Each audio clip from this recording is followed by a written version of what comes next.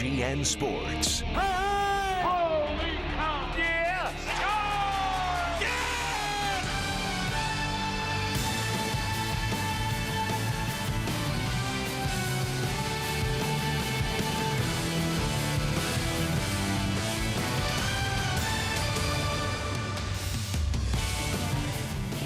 Nice night here in Pittsburgh. We're inside PNC Park for Chicago Cubs baseball on WGN Sports. Game 2 of a 3-game set.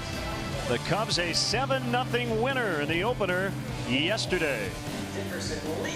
Great to have you with us tonight alongside Jim DeShays. I'm Len Casper. Anthony Rizzo got off to a slow start, having a real good month of May. He's hitting 10 in a row and knocked in 3 in the win yesterday. Yeah, slowly but surely, Anthony's starting to post better numbers. You knew by the end of the year the numbers would be there. He's one of the most consistent performers in the game. And when he comes to Pittsburgh, man, he really lights it up.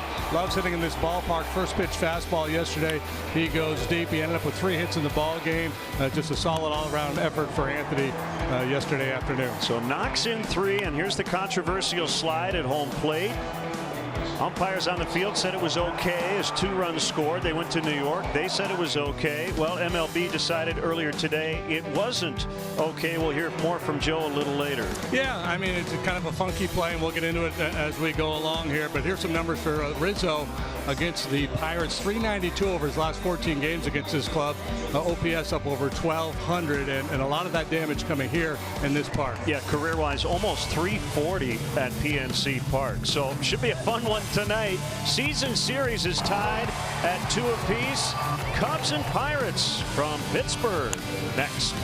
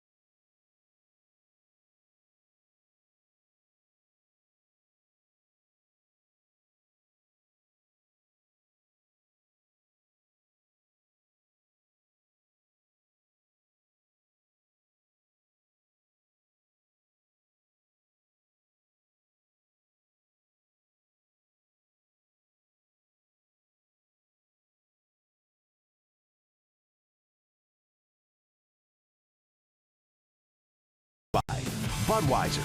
Join the team that enjoys responsibly. Budweiser reminds you to drink wiser. Ford, inviting you to visit your local Ford store or buyfordnow.com. Xfinity. Xfinity delivers the fastest internet with the best in-home Wi-Fi experience. Call, click, or visit an Xfinity store today. Lexus. Experience amazing. Blue Cross Blue Shield of Illinois. Choose Blue Cross and Blue Shield of Illinois, the card to carry through it all. Volkswagen. Visit your local Volkswagen dealer or VWDealer.com for the Volkswagen dealer near you.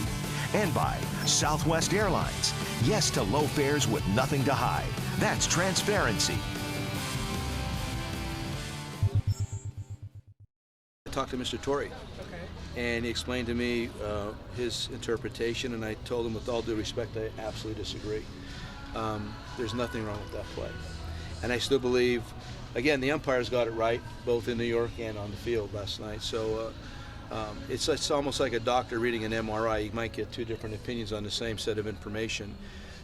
But just think of it in these terms also. It would have happened had the catcher thrown to first base and completed the play before Anthony knocked him down.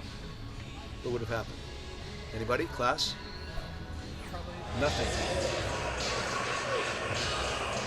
Joe Madden on the decision by MLB today that Anthony Rizzo should have been called for interference. They also added that they did not believe it was a dirty play, so we'll see if there's any carryover effect as the Cubs face rookie right-hander Nick Kingham for the first time. Chicago Cubs baseball in high definition is brought to you by Xfinity. Xfinity delivers the fastest internet with the best in-home Wi-Fi experience. Call, click, or visit an Xfinity store today. First pitch to Ben Zobrist, misses for ball one to get us started. This is a young right-hander, rookie Nick Kingham making the start. 2-1 with a 3.44 earned run average. Boy, did he get his career off to a great start. First major league start. He retired the first 20 St. Louis Cardinals he faced. Ended up pitching 7 innings of one-hit shutout ball. Didn't walk a man, punched out 9.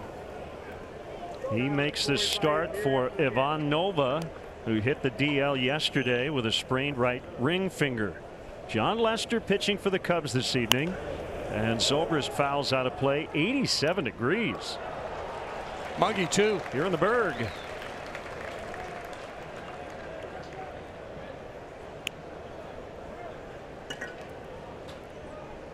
Two balls, 2 strikes. The wind and the pitch in the air, center field. Sun is an issue right now for Marte. He's got the sunglasses on. And that's the first out. Let's take a look at tonight's Southwest Airlines Cubs starting lineup. Schwarber coming up, followed by Rizzo and Contreras.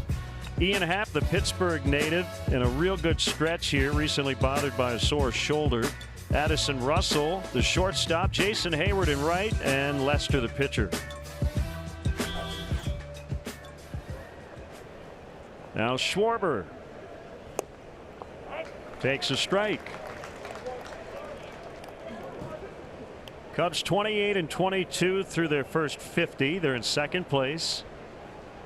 They're 4.5 games behind Milwaukee. The Pirates are struggling, and Schwarber grounds to Bell. That'll go 3-1. Pirates have lost 8 of their last 10, and they're 6 games out in 4th place. Well, let's check in on the Pirates defensively here on this warm evening in Pittsburgh. Sean Rodriguez plays all over the place tonight. We're going to find him in left field. Marte, you saw him in center. The rookie Meadows patrols right. Freese, Mercer, Harrison, Bell on the infield. Diaz making a second consecutive start as Francisco Cervelli is dealing with a little illness. So Diaz gets another starting assignment. And we talked about Kingham, 26 years old, 6'6", 225. Fastball, slider, change, and occasional curve.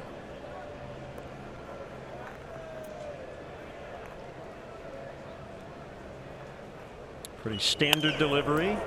Ground ball through the hole into left.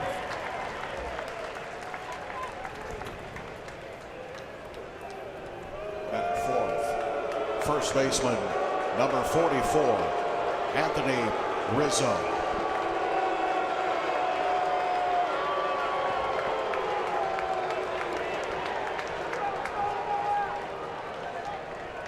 So the Pirate fans letting Anthony hear about it. As we talked in the open, not to get lost in the shuffle of all the social media conversation, he had maybe his best game of the year yesterday. Hit the game-winning home run, 3 hits, 3 RBIs. They hit a first pitch fastball for a home run. That's the 5th time he's done that this year. He's got 7 home runs. 5 of them have come on the first pitch.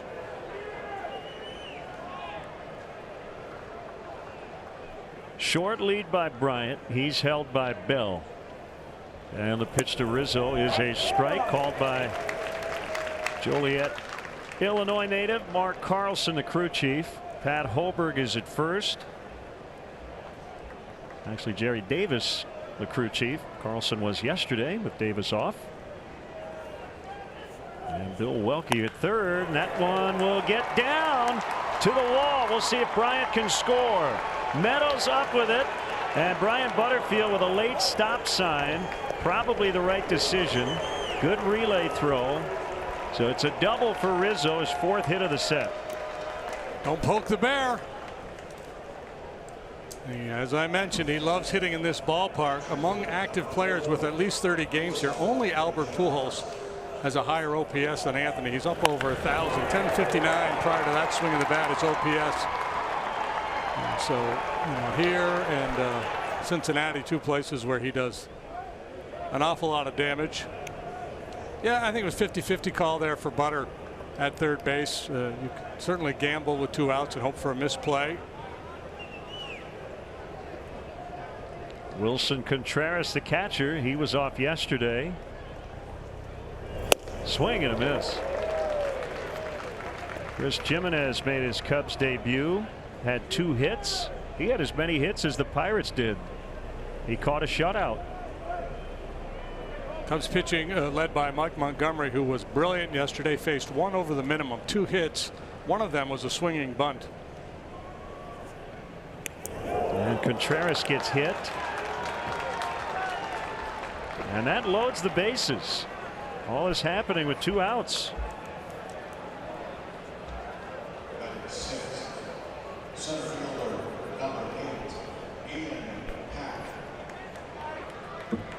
And now it's Ian Happ, the Pittsburgh native.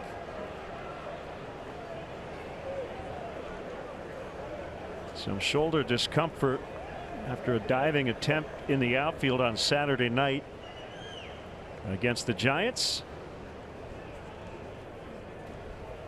Pinch hit strikeout yesterday, and first pitch swinging this time. And it's Marte over in left center. And the Cubs strand 3 in the opening inning. John Lester takes the ball when we come back.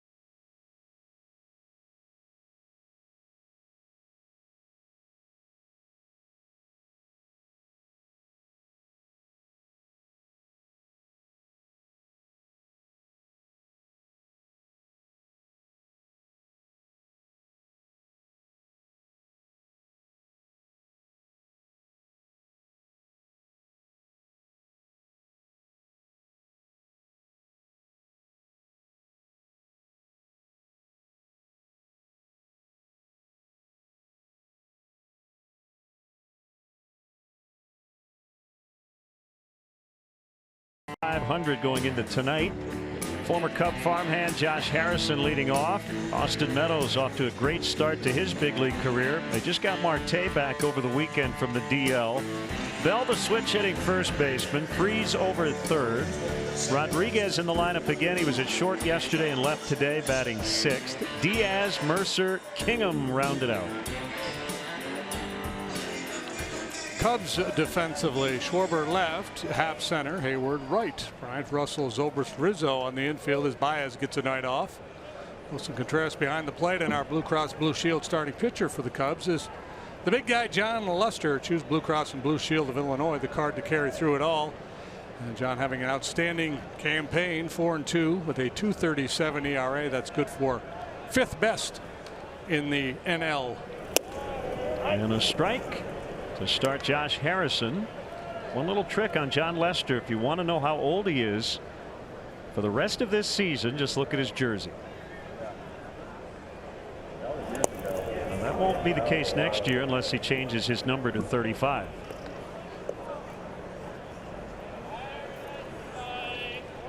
So you cannot ask me how old's John Lester until next March. Yeah. Okay, then you're okay. And I can say, I write it down on my scorecard, the age of the starting pitcher every night. I won't have to do that anymore for John because of that little note.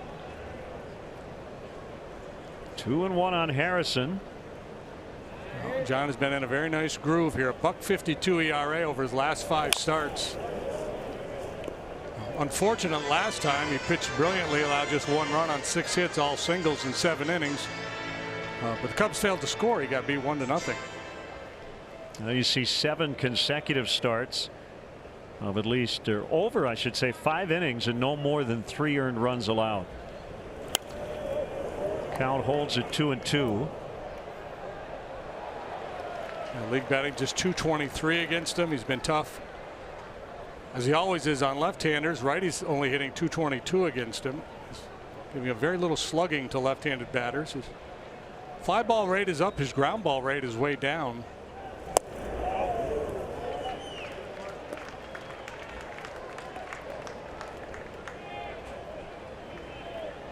Harrison went 0 for 4 in the opener.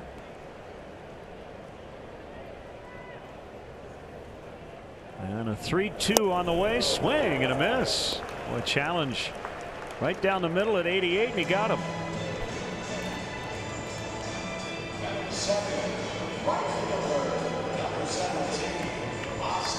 Likes that backdoor cutter. Goes east and west with that pitch.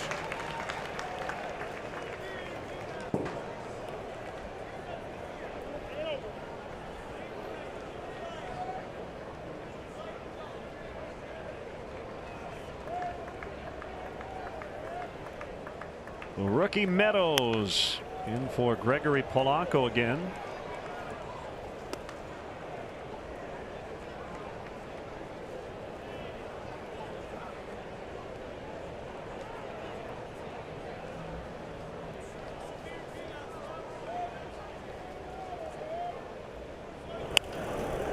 That will land at foul.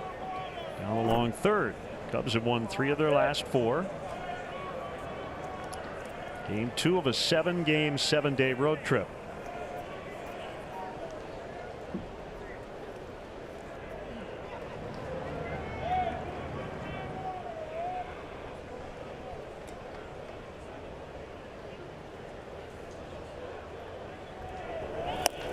Outside for a ball, 1-2. It's the percentages in terms of pitch usage for John. Fastball 53% of the time. This year he's using his 4-seamer more, sinker a little bit less. That's why he's got more outs in the air. Loves the cutter, good curve and change. Last couple starts, the curveball has been an effective pitch for him, especially second or third time through the batting order. Good 0-0, get ahead of the batter. Just drop it in there for strike 1. 107th start as a Cub. The 359th of his career, plus 1 relief appearance. Lofted to center and misjudged by Happ. Meadows to second base with a double. Meadows showing some pretty good pop. That didn't look like a very big swing, and he hit that a long way to straightaway center field. Noted the sun issues that Marte had here. Happ a little bit of a misjudge, maybe didn't see it well off the bat, but it's pretty impressive.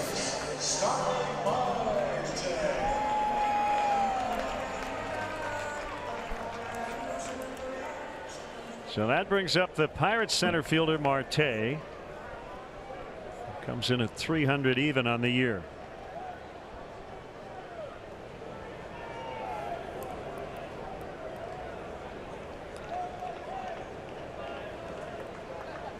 Contreras sets up toward the outside, and the pitch. Hit into the corner, and the Pirates will get their first run of the set. Back-to-back doubles here in the opening inning. So John missed his location there, and Marte made him pay.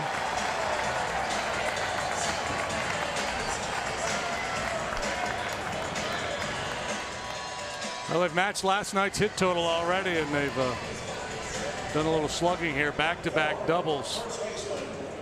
Obviously, the Pirates are going to hang in this race. They're going to need Marte to have a big year. They're going to have Polanco figure something out. And they're going to have more production from this guy as well. 26 home runs last year, 3 so far this season, not doing much slugging at all. 2 of the 3 homers have been against the Cubs. And another base hit. Marte will come around and score. Both teams very aggressive, swinging early in the count here in the opening inning. It's 2-0. Yeah, so maybe time for a little plan B. Start to maybe get that sinker going down and away, or start that flipping that curveball up there earlier. Have to make an adjustment.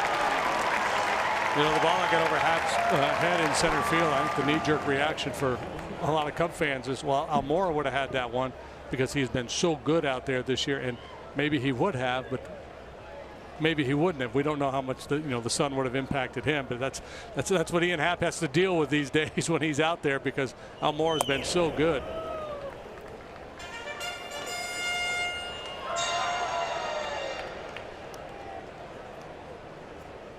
David Freese, 1 ball, no strikes.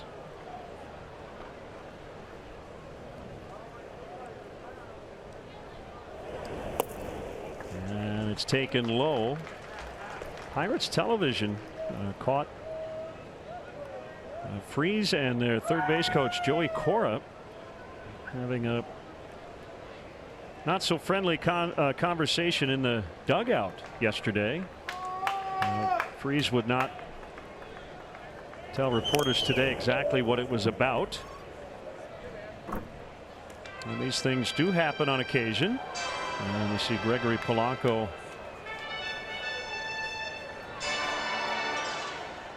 getting in the middle.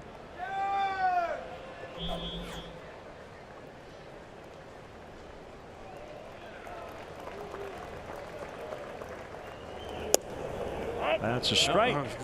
Freese is a veteran guy. I think he views himself as a leader in the clubhouse. He made some noise in spring training, questioning the culture on the Pirates team. He didn't think they came ready to play every day last year. My guess is he thought the Pirates should have responded after Rizzo took out Diaz at home plate. Could be. The throw on the ground. They'll get 1, and that's it. So unless John is underhanding on throws, he has been basically told, and Brian Butterfield worked with him in spring training, that overhand throw, not a pitch, of course, to bounce it. Like a bounce pass in basketball. Yeah, if it was a 1 bouncer, they'd probably get their double play, but 2 hopper, it cost them. And no one obviously was more frustrated than John. I like that they're doing that, because if you try to make a conventional throw, and typically when you have the yips like John does with that particular play, or anytime he's throwing the ball anywhere but home plate, the brain gets in the way of the body is what's going on. And if you try to throw it over the bag, you might airmail it, and everybody's going to get an extra base. Sean Rodriguez takes a strike on the outside edge. 2-0 Pittsburgh. RBI hits by Marte and Bell. Freese now the runner at first.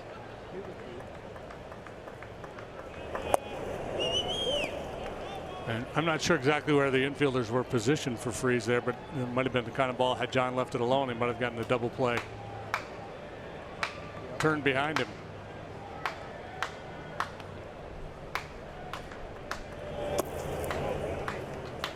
Dug out of the dirt by Contreras. And it's 2-1. Cubs are 3rd in the majors in team ERA at 3.30. Tied for first now with 7 shutouts. The latest yesterday. First time they've had 7 shutouts in their first 50 games of a season since 1969.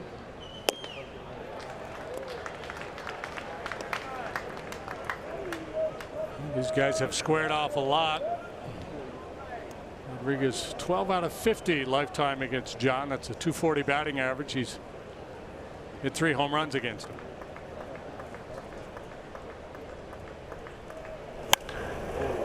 High drive out into right center. And it will be Hayward to grab it. Hayward will bat second in the second. Cubs trail early 2-0.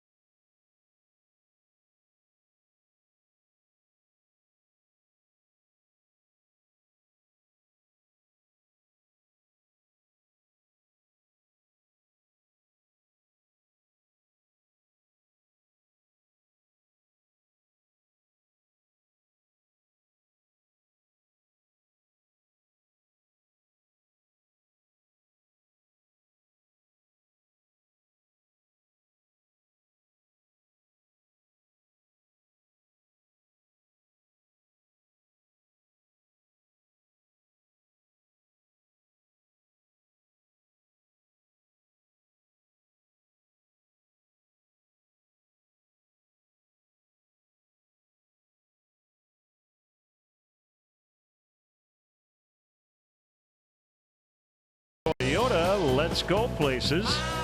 So these two teams have matched up more than any other two teams in the history of baseball, dating back to 1887. And they'll play 19 times this season as a ball is floated foul to right. Addison Russell didn't start yesterday, but had an impact late. 2 for 2 with a pinch hit 2-run homer, scored twice.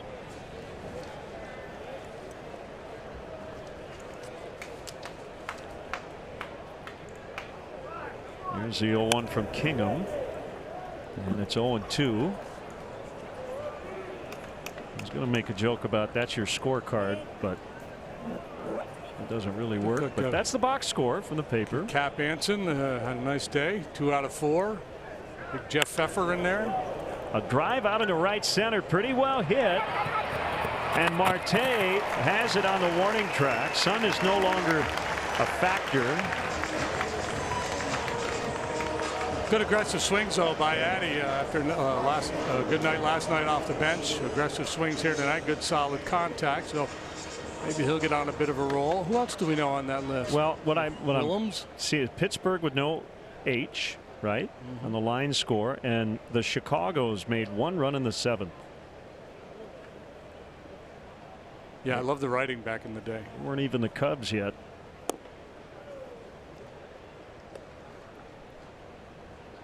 Want to know on Jason Hayward. It's John Clarkson, the pitcher for the Cubs. I believe he's a Hall of Famer. So Kingham was a 4th-round pick of the Pirates back in 2010 out of high school. Turned down a scholarship to University of Oregon, I believe. Sharply hit grounder, knocked down by Harrison, but it'll be an infield hit.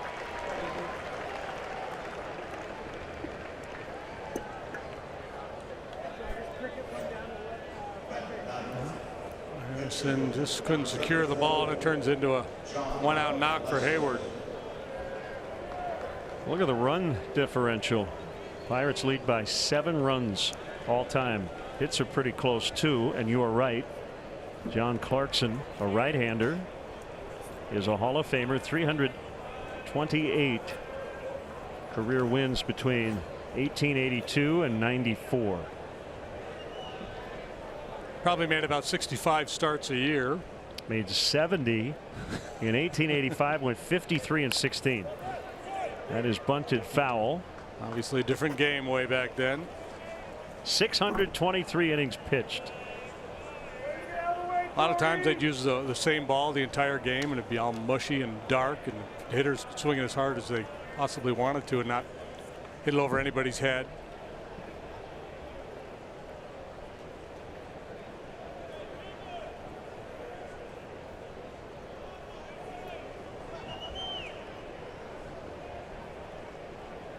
The 0-1 to John is taken for a strike. We got some birthday wishes to pass along tonight. Belated happy birthday to William Christakakis. Our buddy Tom Farinella, retired umpire room attendant. Happy birthday, Tom. And happy 16th to Aiden McSherry from all of his family in Chicago, watching tonight from Atlanta. I think John just struck out. He did. Hayward's out at second. That's a strike him out, throw him out, double play, and the Cubs are finished in the second inning.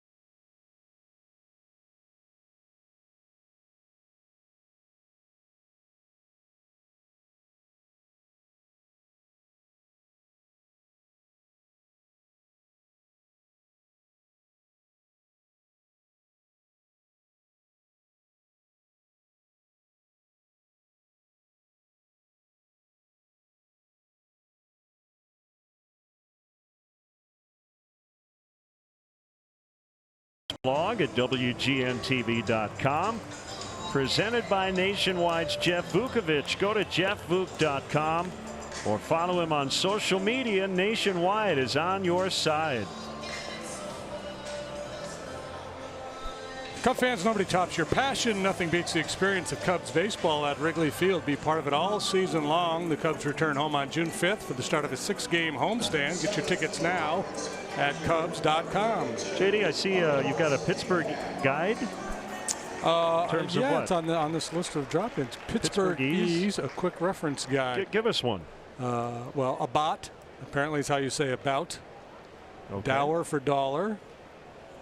Dower? I don't know. I've come here a lot over the years. Okay. Tooken instead of taken. I like it. There's a drive by Elias Diaz. And that ball is gone. So Diaz, first pitch swinging, makes it 3-0.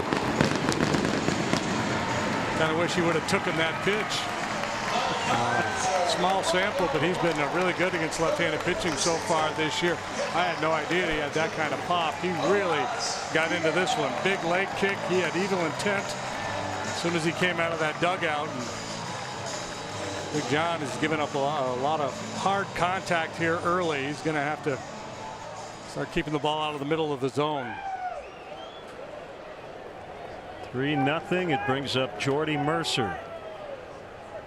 Had the day off yesterday, and he bounces foul to third. Good play by Bryant, but it was foul. Pitch caught a lot of the plate too. can see his jersey's already worked up a pretty good lather. It is a really hot night, as you said, some humidity as well, 87 degrees, and he can sweat. Yeah, probably a 3 undershirt game at least.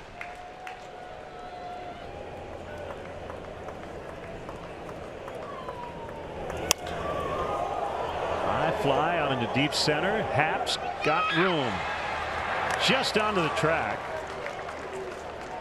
What are the flags? See, the flags aren't doing much.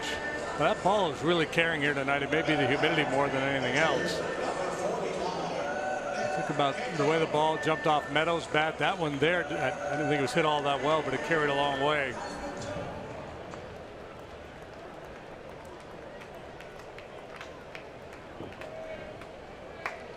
We're going to have to ask our Pittsburgh friends here how many of those are legit. Yep. Kingham got hit.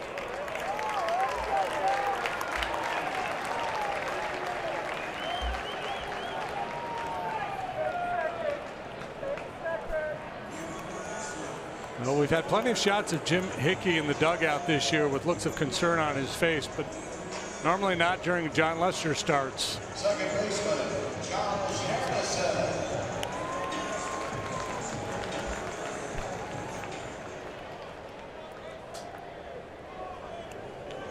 Jim in his first year with the Cubs, Chicago native. And it's Harrison who struck out to lead off the bottom of the first.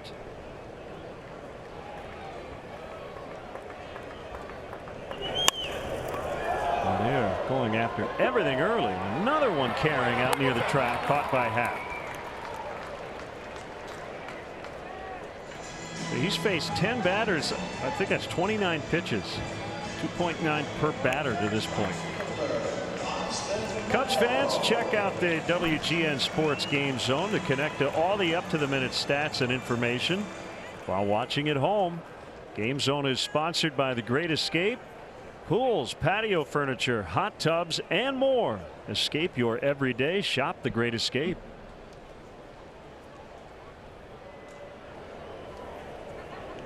Meadows with a double and a run in the first, and the ball misjudged by Happ. Yeah, the Pirates have the look of a team that had a team meeting before the game, right? They've been scuffling lately. Got absolutely shut down last night. Coming out here with a little edge tonight.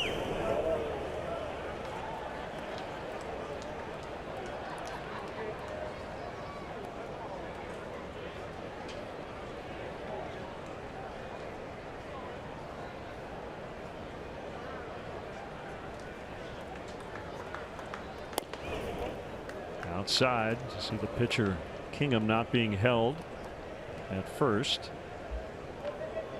That's part of the DNA of this Pirates club, though. They don't walk much, and they've struck out fewer times than any team in the National League. So they go up there hacking.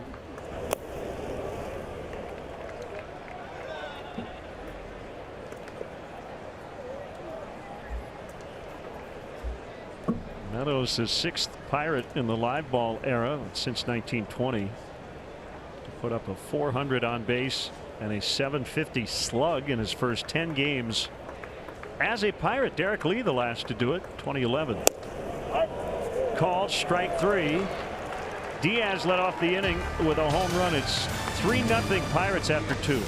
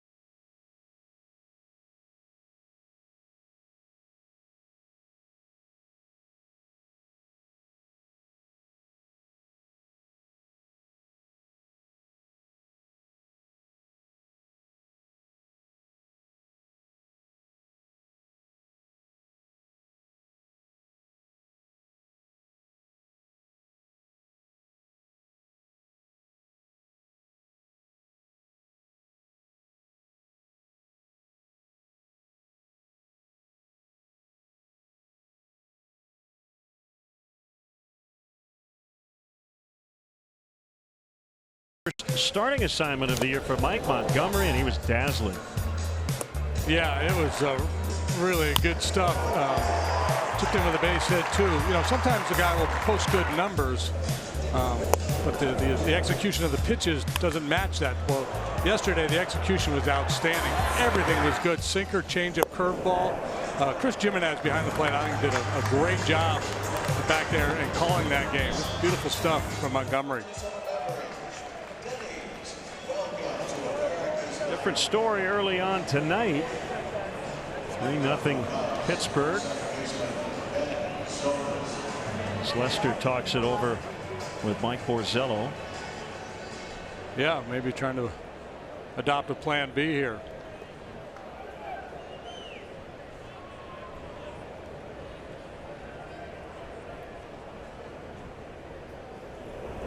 Cubs have 2 switch hitters in their lineup tonight.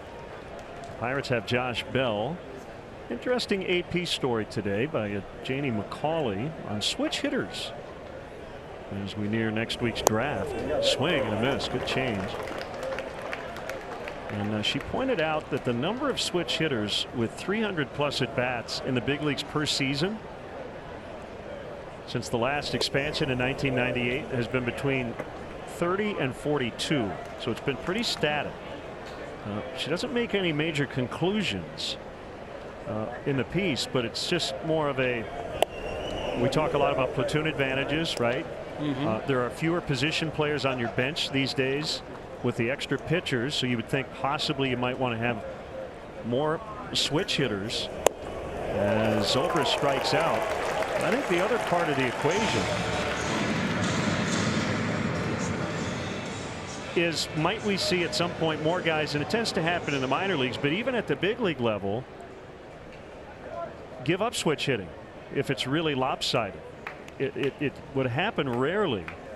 You know, Shane Victorino, I think, did it for a time, Nafi Perez, but just you get to a point where you go, you know, your OPS is 900 right-handed and it's 650 left-handed. Let's just be a right-handed hitter. Most guys that I've talked to about doing something like that, they just the feel is so foreign to stand in there against the same sided arm. Their argument is the results wouldn't even be close. But it would be interesting. But could they be worse? The question is, their argument is yes, that they'd be completely overmatched. But you're right, it'd be worth a try for some guys.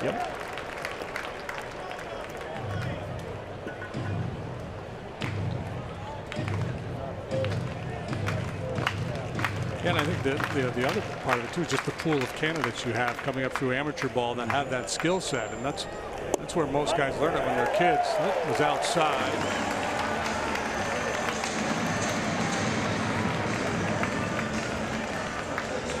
It's 3 consecutive strikeouts. Schwarber's very patient. He sees a lot of pitches and he gets rung up on a lot of borderline pitches and sometimes pitches that are clearly off the plate. And that's so frustrating for him. He's trying to have a good disciplined at bat. You just kind of have to wear it and head back to the dugout. Chicagoland viewers, it's time for the Subway third inning triple play promotion. Text Subway to 97999. Right now, the 300th texter will win a $30 gift card to a Subway restaurant in the Chicagoland area. Subway, so much sandwich. We mentioned yesterday that Chris has stayed away from watching his hometown Golden Knights. Kingham also from Las Vegas. Don't know if he watched last night as they beat the Capitals.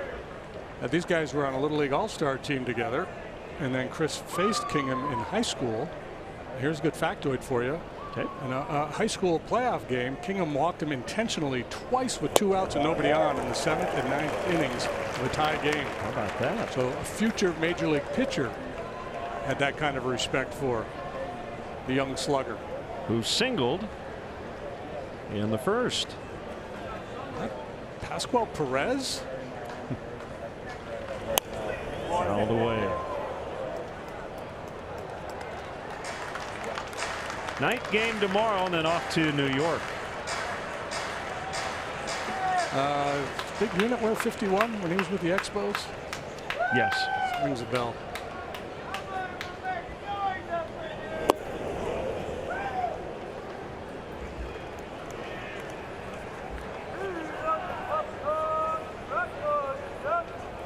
There's that Marlin guy, Marlin man that shows up at a lot of nationally televised games. I think we need to get Expo Man showing up. Oh yeah, I'm all about that. Kingham wins the battle that time, and he just struck out the side. That was impressive. 3-0 Pirates.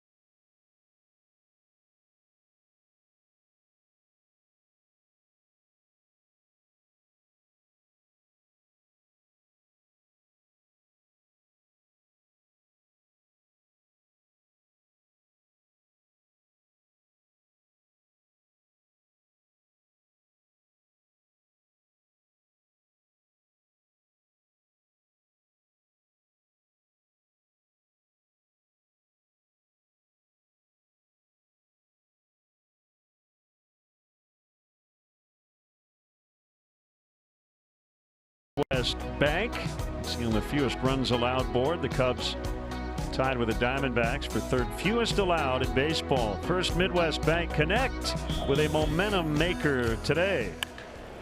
Starling Marte grounds to short, and Russell throws him out. Well, the first pitch swing, and of course the downside to that is, yeah, on a hot muggy night you could really save some bullets for the opposing pitcher with that aggressive approach. So far it's paid off for the Pirates. If John can settle in here, maybe get this thing into the 7th and hold the Pirates right there, his club would have a good chance of winning this ball game.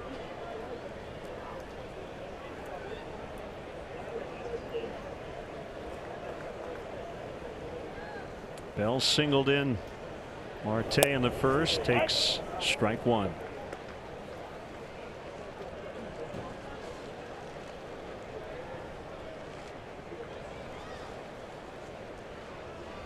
Big leg kick and the pitch outside for a ball.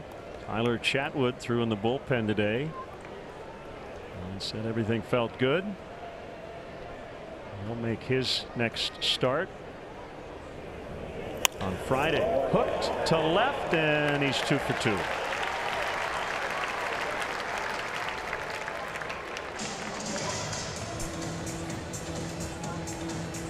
Big and strong is Bell, and he leans on this one, reaches out, has the strength to take that pitch away and pull it with authority.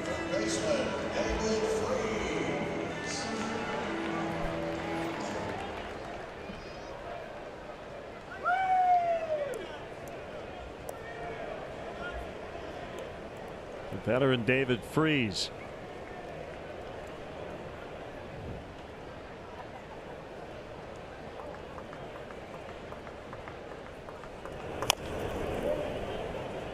Bounced foul.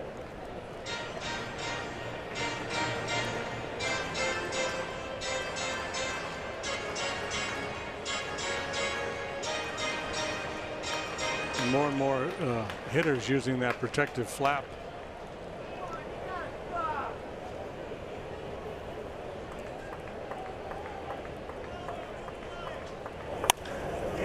Into right for a base hit. So the Pirates, who had only 2 in the whole game yesterday, are now piled up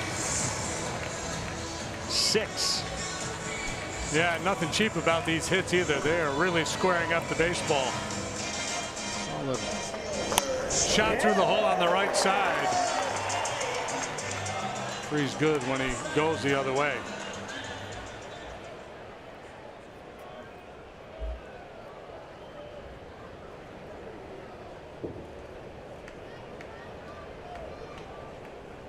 Rodriguez flied to right in the first. Ground ball toward the hole. Backhanded Russell. And that'll be it. They'll just get Freeze at second. The Budweiser Concert Series at Gallagher Way presents their second show, Friday, June 22nd, featuring Big Ed Todd and the Monsters. Come out and enjoy a great night of music. Tickets are available at gallagherway.com/events.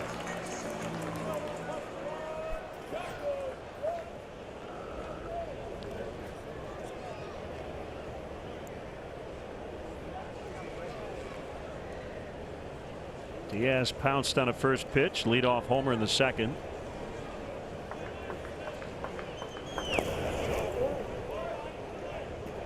They're getting really good offensive production from their catchers. Francisco Cervelli, not sure if we'll see him in this series. He's been battling illness. They lead the National League in average, on base, and slugging from behind the plate.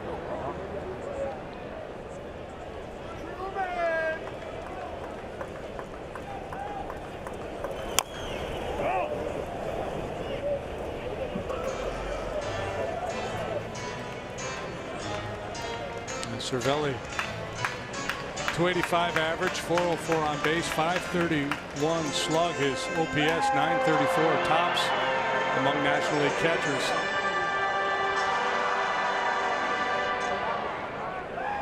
Hey, it's raining in Atlanta.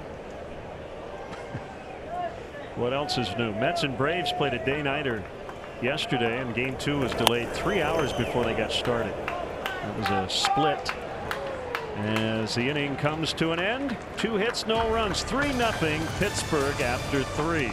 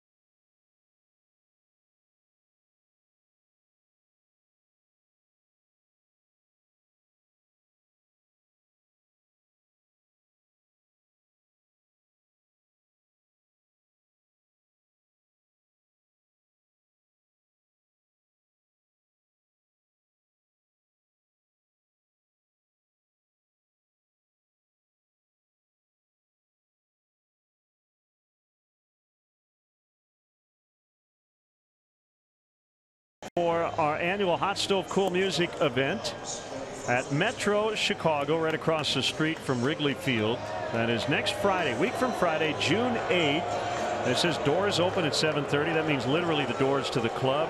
The doors are not opening, you know, the band. But Orwell's with a special performance, Chicago's Children's Choir, and the Boston and Chicago All-Stars.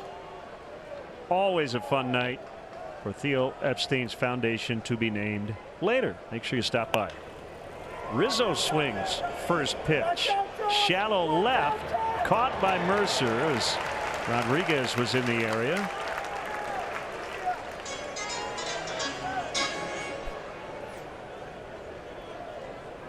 We talked about this last night. Big, huge left field here. A lot of ground to cover, so make no assumptions. And he took his eye off it. Yeah, probably. Thinking that he was about to get a face full of Sean Rodriguez.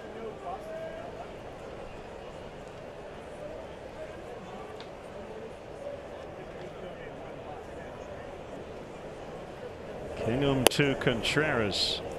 Ball one. So Kingham in his big league debut retired 20 in a row before Paul DeYoung. Well, the Cardinals singled with 2 outs in the 7th. It was a 5-0 win. And relied heavily on the slider that he hadn't been throwing until about a month prior. First pitcher since 1974 to begin a major league debut with 6 perfect innings. There's that good slider there. He's made 2 other big league starts prior to tonight, and the one you mentioned. May 5th at Milwaukee, went 5 1/3, allowed 6 hits, 4 runs, and then on the 19th here against San Diego, quality start of 6 innings and 3 runs allowed. He just walked Contreras.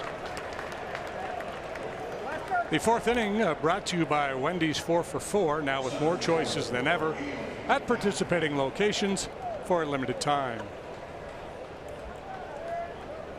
So Wilson has been on both times, a hit by pitch and a walk.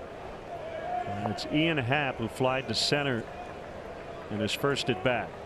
It's just the 3rd walk Kingham has issued in his 3 starts plus tonight.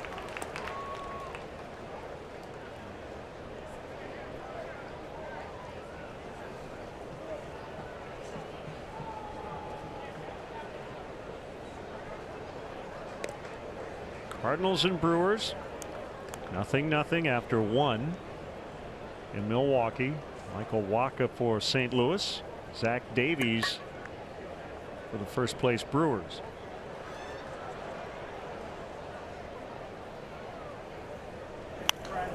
Good swing. Brewers have won 10 of their last 12. And the Cubs' next road trip will be to Milwaukee and St. Louis.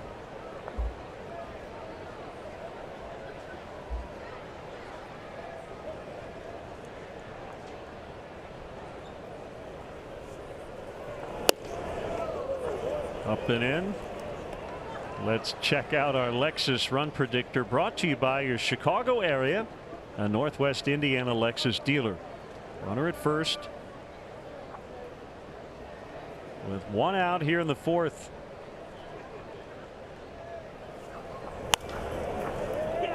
Popped up off of 3rd, frees into foul territory, and he'll make the grab on the dirt.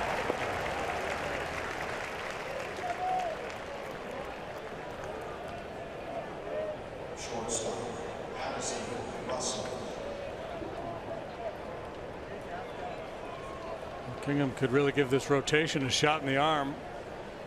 Pirates have been pretty good offensively. Again, lately, no, but over the course of the season, they've been one of the better offensive clubs in the National League.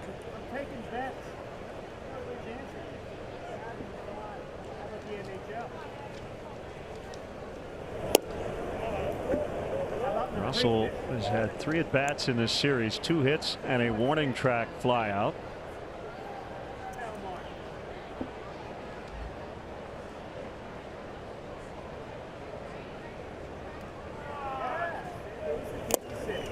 Yeah, I just like the way he's swinging the bat with conviction. He's not feeling for it. He's letting it rip.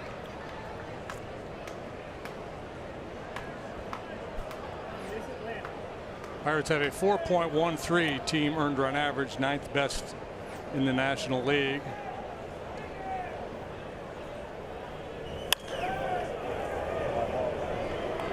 Marte glides over. And the Cubs had not scored off the rookie Kingham through 4. 3-0 Pirates.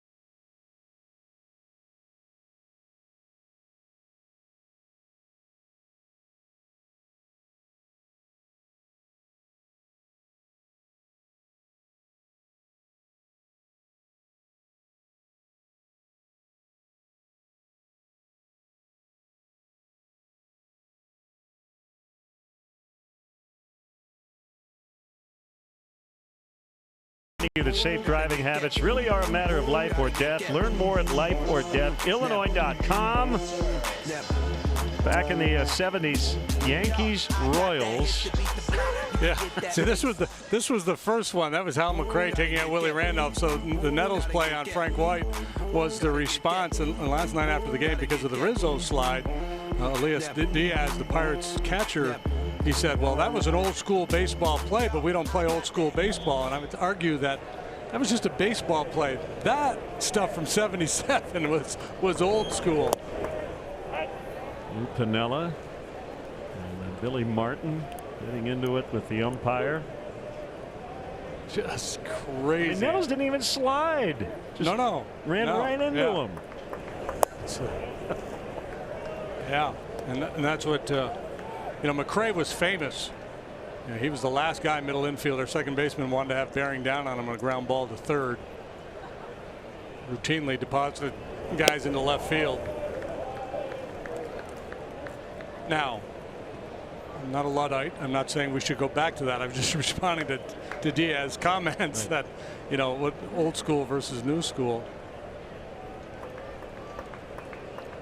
2-1 from Lester. Mercer lifts out in the deep center. Happ drifting back. And just at the edge of the warning track, he makes the grab. So Mercer has fly deep to center both times. See John, a little frustration. It's trying to find a way to keep the ball off the barrel of the Pirate hitters here tonight. Solid.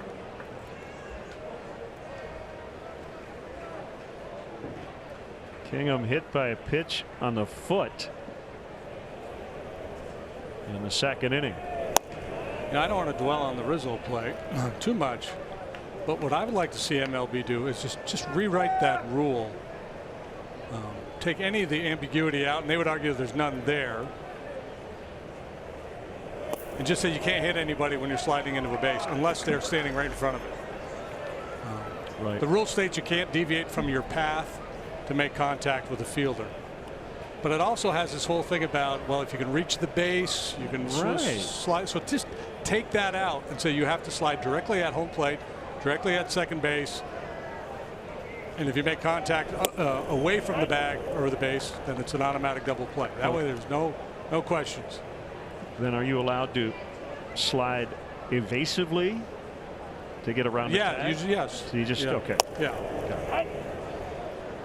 I'm with you. I do. I know that the deviate, to get to a defender, that is in the rule, but our understanding when we talked about the play yesterday was that's not how they had been calling it at second. Called strike 3. Kingham is out. Yeah, and if you really want to, if the idea is to protect guys, just make that rule. Just, hey, fellas, you can't hit them. My take on it last night was, I was thinking about the Posey call, the quote-unquote Posey rule. And I thought the idea was you didn't want that egregious contact when there's a throw coming in from the outfield. There's going to be a bang-bang play at the plate, and the guy just blows up the catcher, runs into him, drops the shoulder, whatever. Last night's play had a different feel altogether, where it was taking out a guy in a double play. Harrison grounds out, so a quick 1-2-3 for John. He needed that. Cubs need to get the bats going, trailing 3-0 after 4.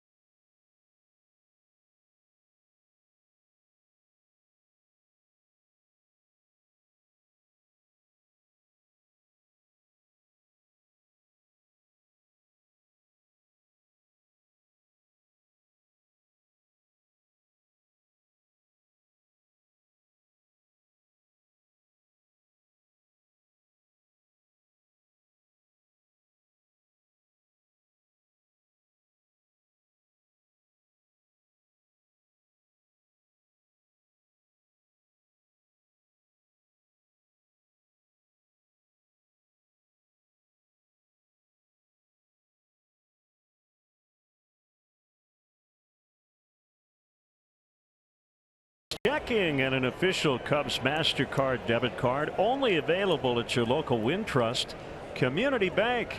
Go to wintrust.com/Cubs to learn more. Member FDIC. Kingham to Hayward. And a strike. Jason with an infield single in the second. And caught stealing to end that inning. Righty to lefty inside for a ball.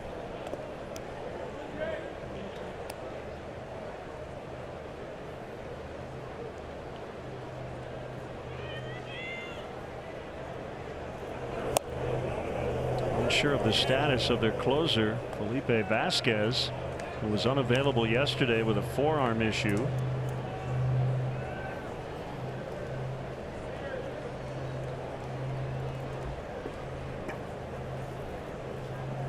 Swing and a miss, and it's 2-2.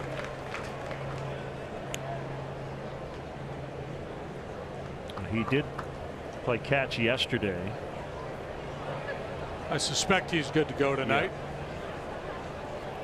Yeah. Hey, we haven't heard anything on Yu Darvish yet, have we? Got an MRI today. Expect to hear more tomorrow.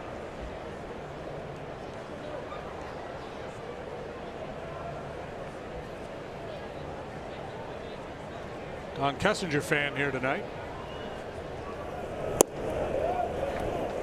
He has run it full. The pitcher Lester waits on deck.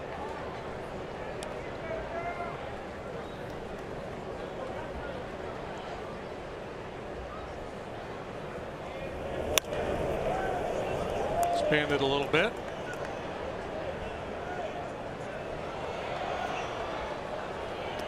You see Pudge Rodriguez's son, a right-handed pitcher, Derek. I did see that. Brought up by the Giants. Yep. Good for him. He's not pudgy at all. No. Have to assume he's got a good arm, right? If you're Pudge Rodriguez kid. Or a major league pitcher, both those things would lend you to believe he's got a good arm. Keeping an eye on Johnny Venters this year. He got his first save since 2011 yesterday in the Rays 1-0 13-inning win in Oakland. Yeah, what a fun story. Johnny Venters came up with Craig Kimbrell with the Braves when they were just kids. What a dynamic 1-2 punch. Venters stuff was probably better. But 3+ surgeries. Maybe he'd lose 5 years. Rodriguez makes the catch. 1 out. Let's step aside and see what's coming up on WGN.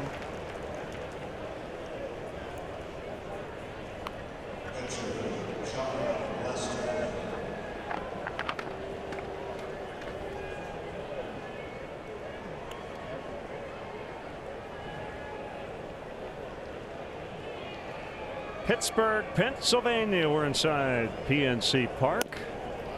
Game 2 of 3.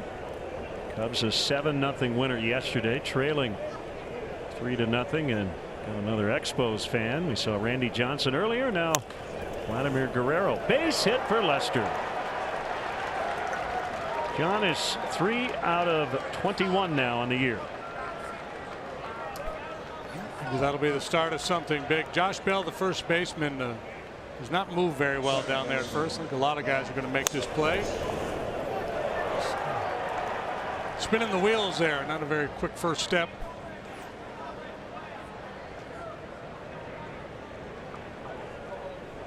Oh yeah, 2012 was the last time Johnny Venters had appeared in a big league game prior to this season. Remarkable story. Maybe they'll make a movie about it someday. They might. And he'll be out on the road and he'll be throwing his fastball by a radar deal that shows the miles per hour, like Jim Morris. Is that the rookie? The rookie, yeah.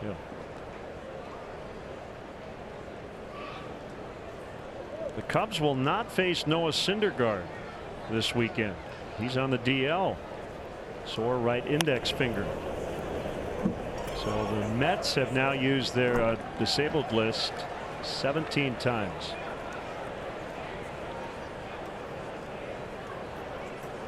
That seems like a lot, doesn't it? Well, I only have to do it because he's a big fan of the Mets. But what's the deal with the Mets injuries?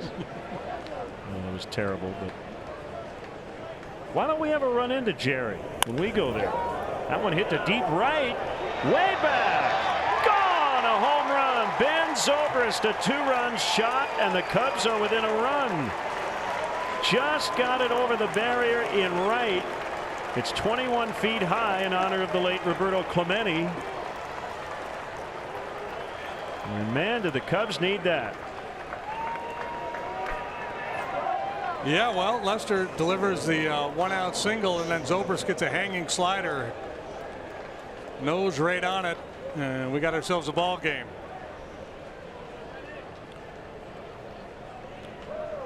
How far did it fly? The Southwest Airlines, how far did it fly? 374 feet. WGNTV.com/contest for a chance to win round trip travel for 2 on Southwest Airlines in the United States and Puerto Rico. That's how far. Far enough. 1 strike to Schwarber. Great hair on the bat boy. Yeah. See that dude? I saw him from up here, and we're a long ways away from the field. I spotted him before the game. You know he owns a guitar too, right? Out into the alley. That'll be extra bases for Schwarber. 2's enough.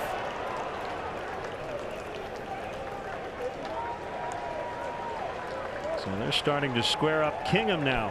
Tying run is at second base with 1 out. Yeah, this time it's 2-seam fastball. He rung Schwarber up on a fastball off the plate last time. This time it stays on the plate.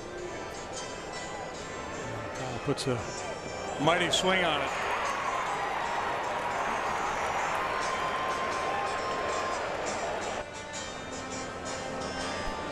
So Ray Searage, the Pirates pitching coach, out to the mound. And while they chat, somebody will start to loosen in the Pirate pen.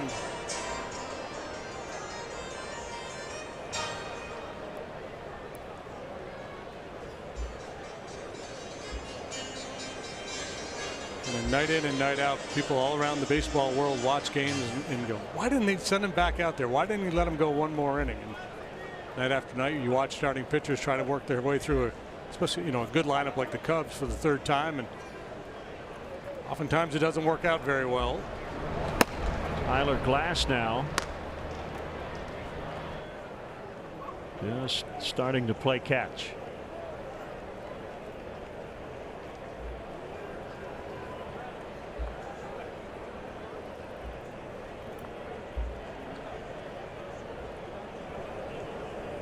Bryant 1 for 2.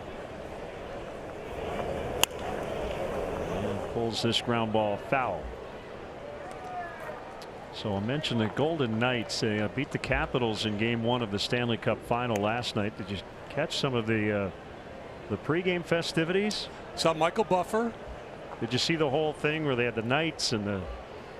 No, I did not. There's a whole like a Vegas over the top show. Oh yeah. It was intense. Have Carrot Top? I did not see Carrot Top. Doesn't mean he wasn't there.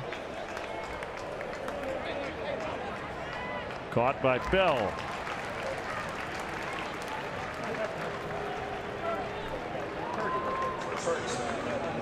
So it's up to Rizzo. 1 for 2 with a double. This is what Joe was talking about last night. The fear with the challenge and the discussion and everything about that slide play at home plate, that Anthony would be viewed as a villain here in Pittsburgh. He should be viewed as a villain for what he's done to their pitching staff, probably more so than that slide.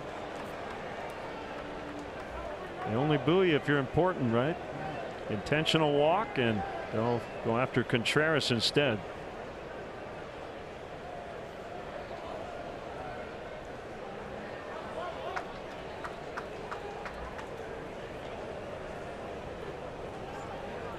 I will say this in defense of the league's finding today, as you watch that replay, he did deviate from his path.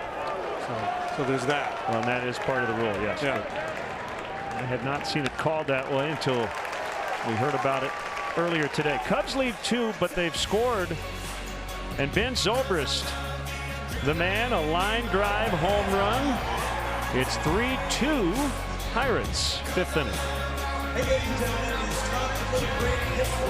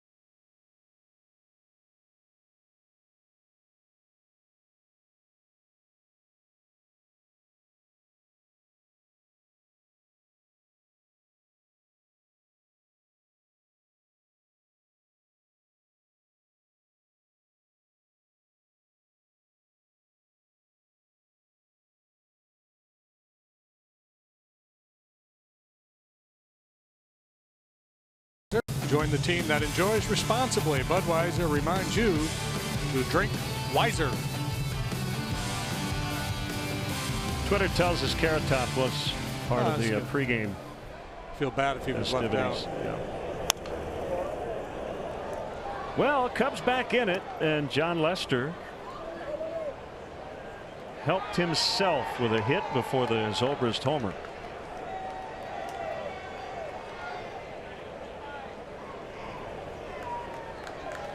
A lot of first pitch swinging by the Pirates tonight. John settled in now and starting to miss some barrels, and has a chance to keep this streak alive of consecutive starts allowing 3 earned runs or fewer. Because of their aggressiveness early, the pitch count is not a big issue, just 56 pitches made.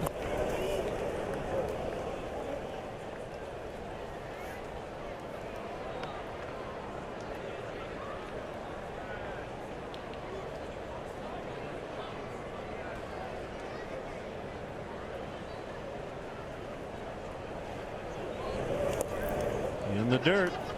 2 balls, 2 strikes. Marte and then Bell for Pittsburgh here in the bottom of the 5th. Adbert Alzolay, the Cubs' top prospect. Good news today, 4 perfect innings. Bad news, he left after that due to a minor lat strain. Pitching it to AAA Iowa.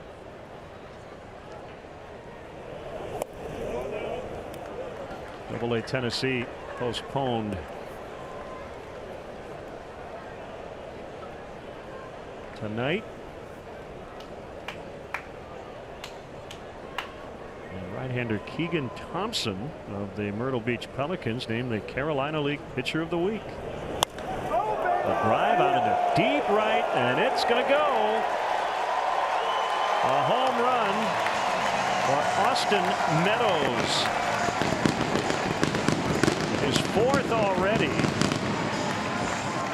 And it's 4-2. Well, he's doing his level best to help these Pirate fans get over the loss of Andrew McCutchen. They've been talking about Meadows for a couple of years now as their top position player prospect, and boy, he's delivering in a big way. When he was first called up, I don't think the plan was to keep him, but he's been so hot.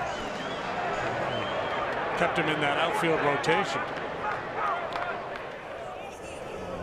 Second homer of the night for Pittsburgh. It's their 10th against Cubs pitching in 5 games this season. Ball 1 to Marte. Corner men in on the infield. First home run John has allowed to a left-handed batter this year.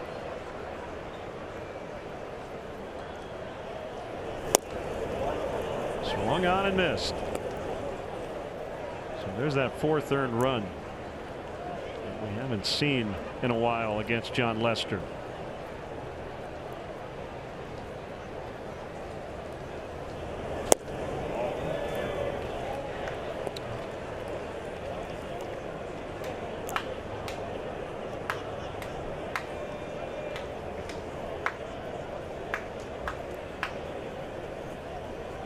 One serve bounced to Bryant.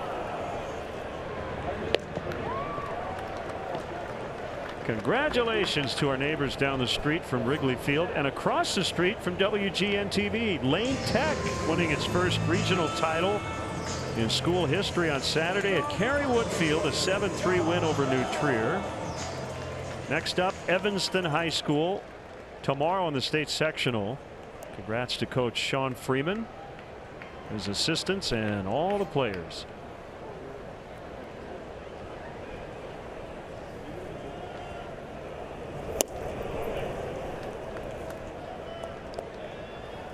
Are you going to get in trouble at home for congratulating them for beating New Trier?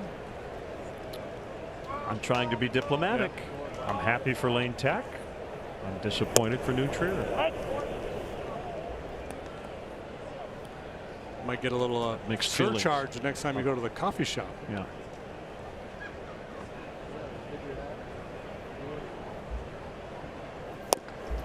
It's the yin and the yang of life, Mr. Deshays.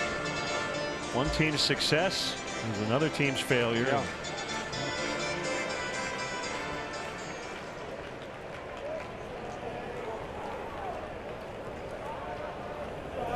And you get to this point in the sports season with the basketball and hockey playoffs, and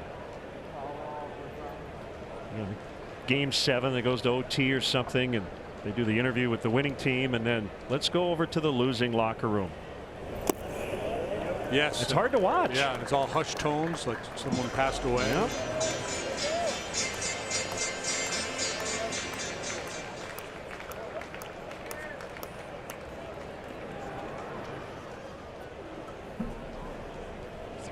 Two swing and a miss, strike 3. Hey, all you parrot heads. Jimmy Buffett and the Coral Reefer Band are returning to Wrigley Field Friday, July 13th. Special guest Boz Skaggs will be there as well. Don't miss out on Jimmy's only Chicago appearance of the summer. Get your tickets now at Cubs.com/concerts.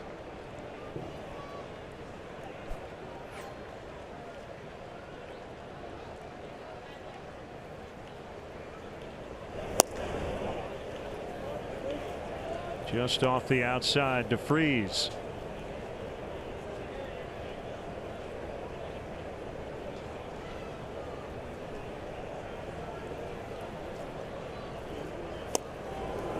Swing and a miss on a change. Yeah, some nights as a starting pitcher you go out there and everything's working for you early. You breeze through the lineup a couple of times and complete command of your stuff.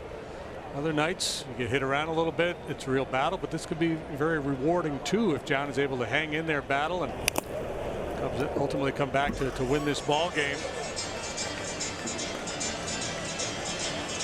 Yeah, I mean the overarching goal is to give up as few runs as possible, give your team a chance to win, which he did in his last start. But if the Cubs win this game 8-5 and his line looks worse than it did his last start, but the Cubs win, he's going to feel a lot better. He strikes out David Freese. Homer by Meadows makes it 4-2 Pittsburgh.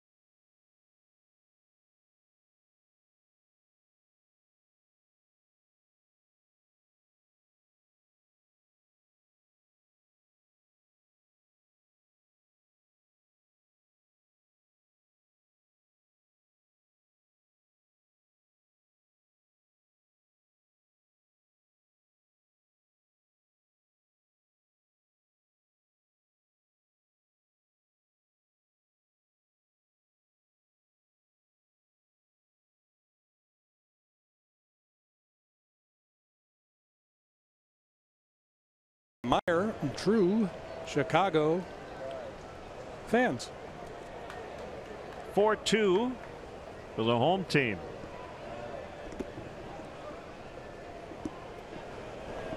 Happ, Russell, and Hayward in the Cubs' 6th.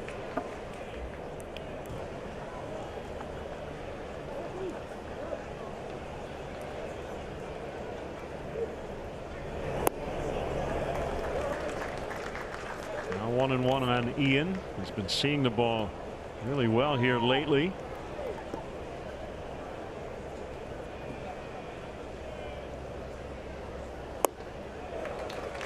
There's a lot of change-ups, and Kingham has been featuring that pitch prominently against him.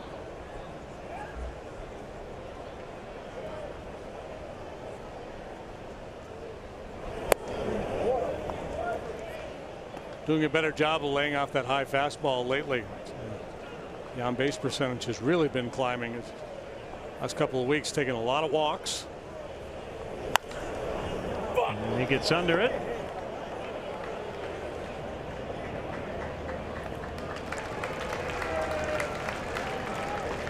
The Chef Series presented by Maker's Mark is back for a second year. Each homestand fans can expect a dynamic menu of offerings inspired by a featured celebrity chef and their take on ballpark favorites. The first featured chef is Stephanie Izzard from The Girl and the Goat, whose signature items will be featured June 5th through the 10th. For details, Cubs.com/Chef Series. Hey, by the way, this might only matter to us, but it's our broadcast, so I'll do it anyway. Did you know that MLB Network, we've got our little Snoop cam at home. We don't have it on the road. But they've been kind of goofing on us with all the food in the booth. I did not know that, no. Yeah. Well, Matt Vasgersian, who was in for the national broadcast over the weekend, he said, yeah, we usually take the between inning stuff you guys do and you're stuffing your face with all the free food, and then we edit it to make it look like it's while you're calling the game. So we're going to have a little fun with them when we get back home. And as Russell grounds out. Well, somebody mentioned, and I had the game on the other night, but I didn't hear, I wasn't listening attentively the entire time, but somebody did mention to me that they made some reference to you and I eating like Vikings. Vikings? Yeah. Apparently Vikings eat well. Yeah. Apparently. Okay.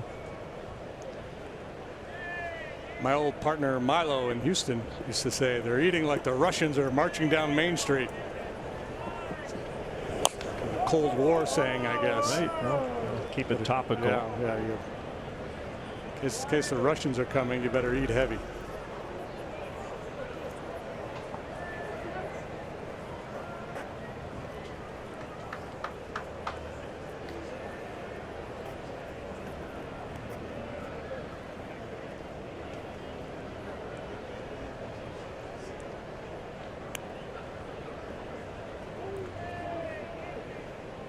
One strike on Jason Hayward.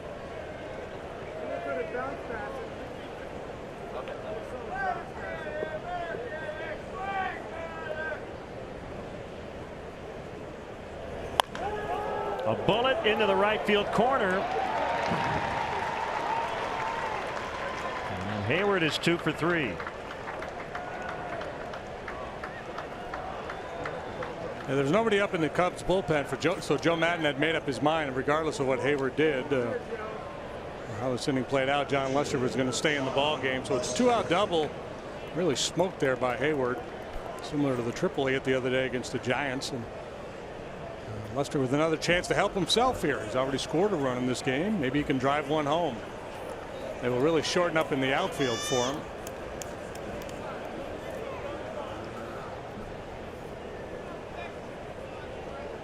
Which is a smart play because he's more likely to dump it in front of you than he is to hit it over your head. But he's capable of hitting it over Marte's head out there in center.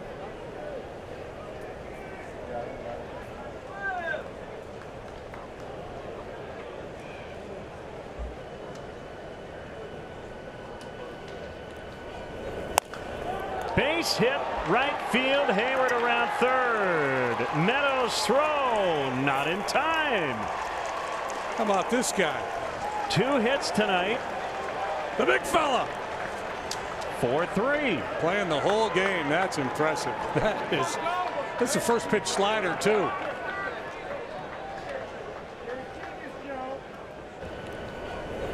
Sweet swinging John Lester.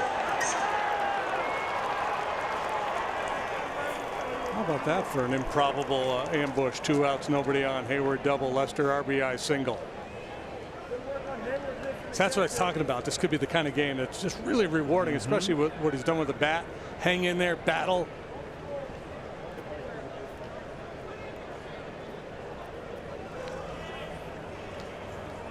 So pitcher and catcher will discuss before Zobrist bats, and in fact that's going to be it. Clint Hurdle has already made the move.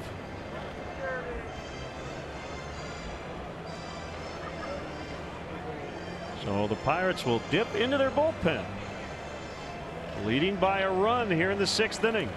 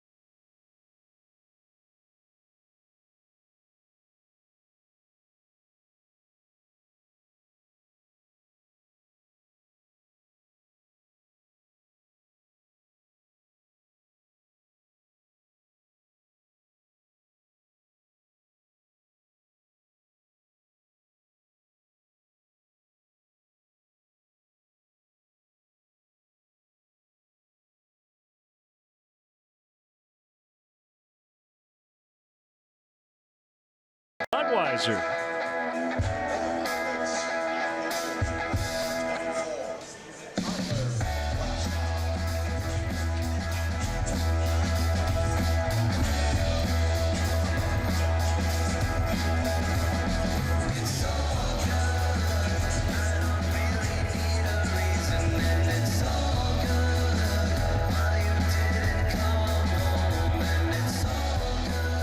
Black Rabbit with all good.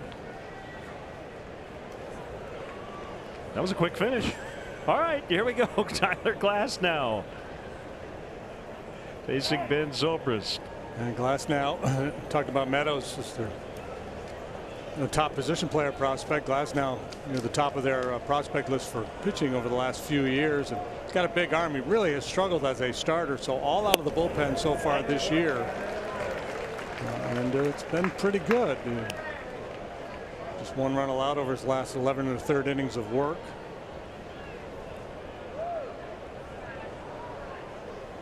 John Lester at first. Let's take a look at the forward drive of the game. It happened the last time Ben Zobrist stepped up to home plate. Delivered his 3rd long ball of the year. Played at John Lester in the process. I would have gone with 26 degrees on the launch angle, but I was off by 3. You can play that game at home. Guess the launch angle. 98 and almost looked like a slider. Had some cutting action, a little tilt to it.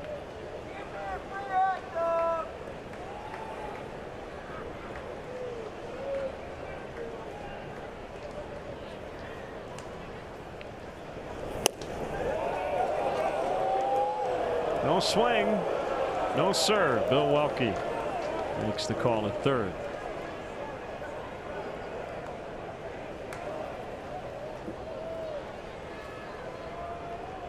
Zobrist, good eye at the plate. And he hits velocity. Hits velocity and handles pitches up in the zone.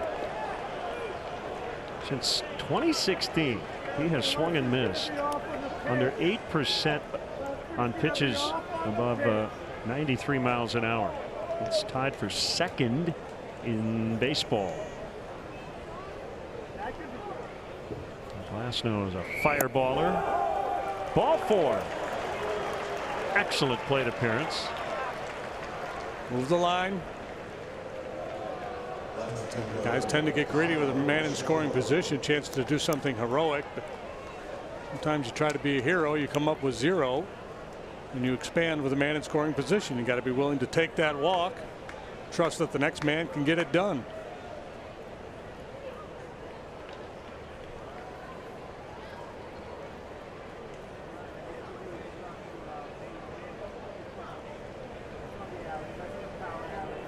Two on, a run in. Just low. Last year at AAA, Glasnow was 9-2 with a 1.93 ERA, made 15 starts. The big league level, 13 starts, a couple of appearances out of the pen, and he was 2-7 with a 7.69, and it just looked like he was feeling for things, just maybe thinking a little bit too much out there. In the bullpen, it's more let it eat, big fella, just turn it loose. See the frustration again for Schwarber. 98.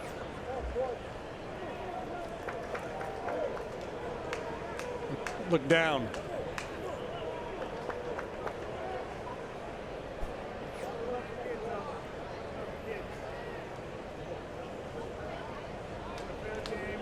Glasnow listed at 6'8".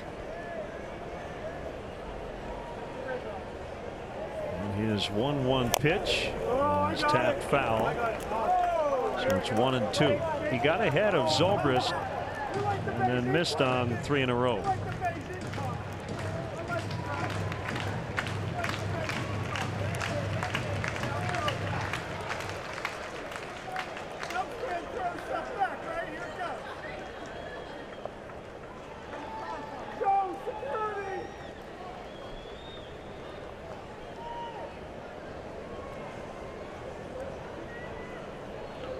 Expect the Pirates to be very aggressive on an outfield hit with Lester running from second base. So John trying to get as big a lead as possible and get that tying run in. Yeah, I expect Brian Butterfield to be less than aggressive with Lester being the base runner. He's hoping that Schwarber hits one off the wall, or even better, over the wall, and everybody can go for a leisurely jog. 2-2 on Kyle.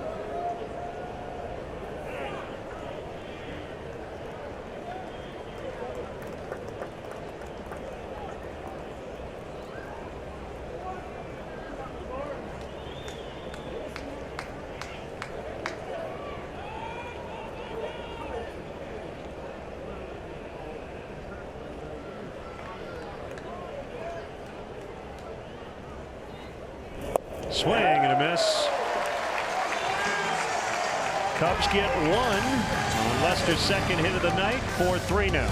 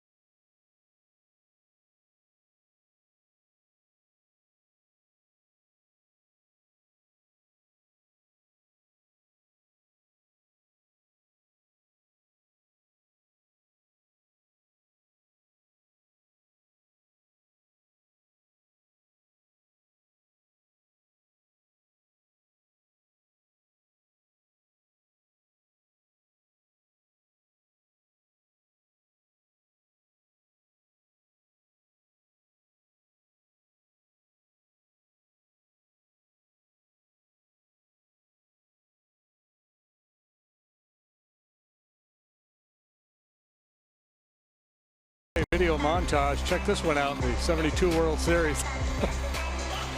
Look at the reaction by Green there. Okay, we're good. Fully expected it. That's if you're the second baseman and you see the third baseman bobble the ball a little bit, and you know McRae's coming, you better get airborne or you're going to blow out your knee.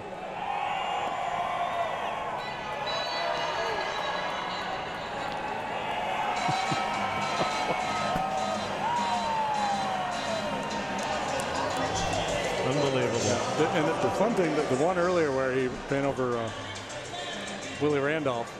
No, it was when Nettles ran over White. I looked at that video earlier today and watched a longer clip of it, and they get a shot of the Royals dugout, and you're fully expecting to see everybody kind of lose their marbles. Nobody reacts. They just stand there like, yeah, that's kind of what we expected. Yep.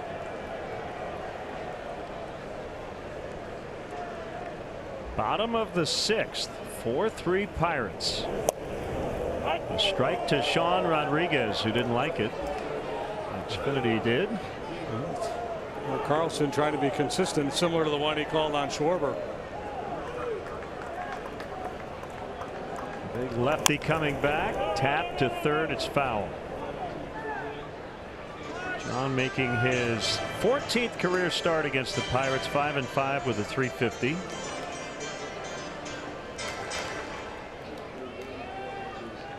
No decision earlier this season in his 3rd start of the year. Seen a lot of them. 4 starts against them last year.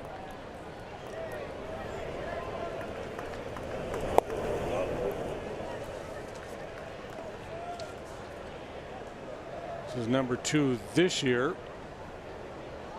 And a no decision in a 13-5 win back on April 11th.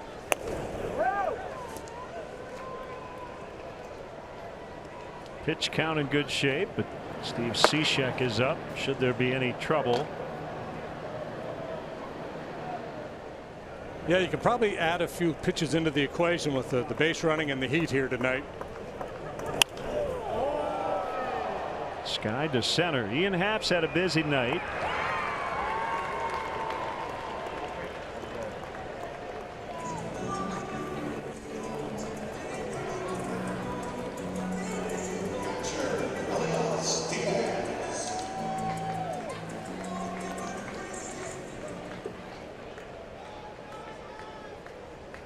He has 1 for 2 with a home run.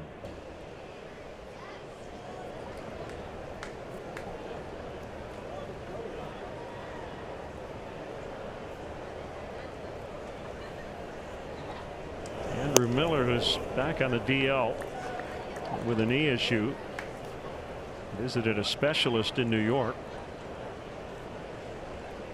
Indians are definitely going to need him to be healthy late in the year. Deep center. Happ makes the grab. Nicely done, Ian Happ. Yeah, beautiful play by Ian okay. Happ. Took a lot of speed into that wall and took extra bases away from Diaz. He lost his breath a little bit. Just able to brace himself as he went into the wall. Yeah, great concentration because you know the contact's coming soon. Worry about that right shoulder. It got tweaked the other night. Mercer, the batter.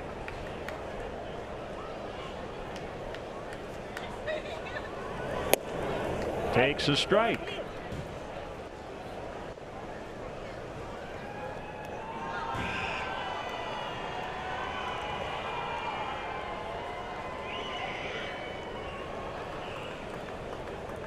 Lester's 0-1 on the way.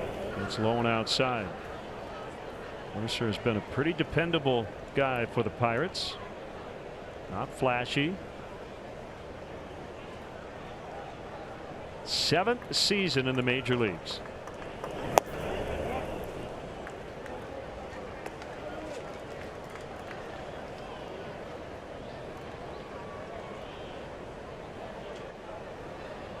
Due to be a free agent after the season. That will get down and left. His first hit of the night, and it's a double. Jordy Mercer with a 2-out double. Cishek should be ready.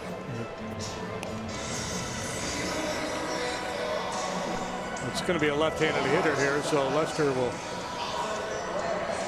stay in the ballgame. Colin Moran will take the at-bat.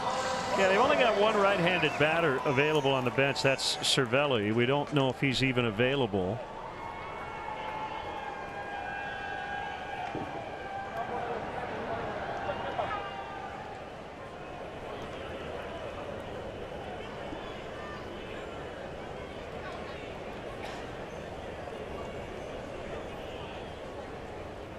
First pitch to Moran is low and in.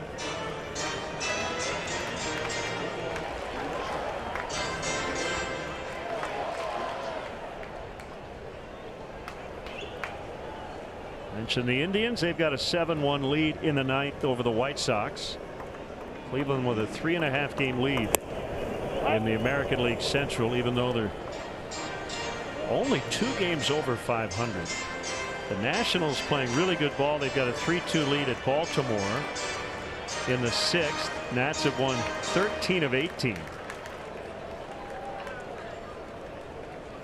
And they're only a half game behind Atlanta. Harper and Machado both went deep in the first inning of that ball game tonight. Cardinals 5, Brewers nothing. 5th inning from Milwaukee.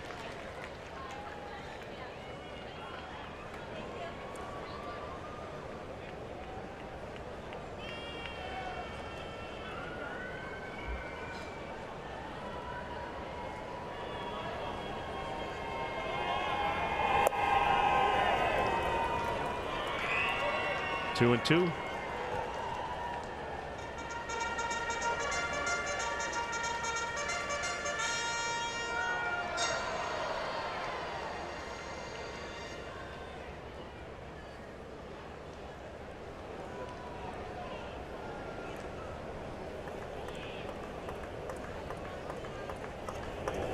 Swing and a miss. So Lester gets through 6. Cubs trail by a run.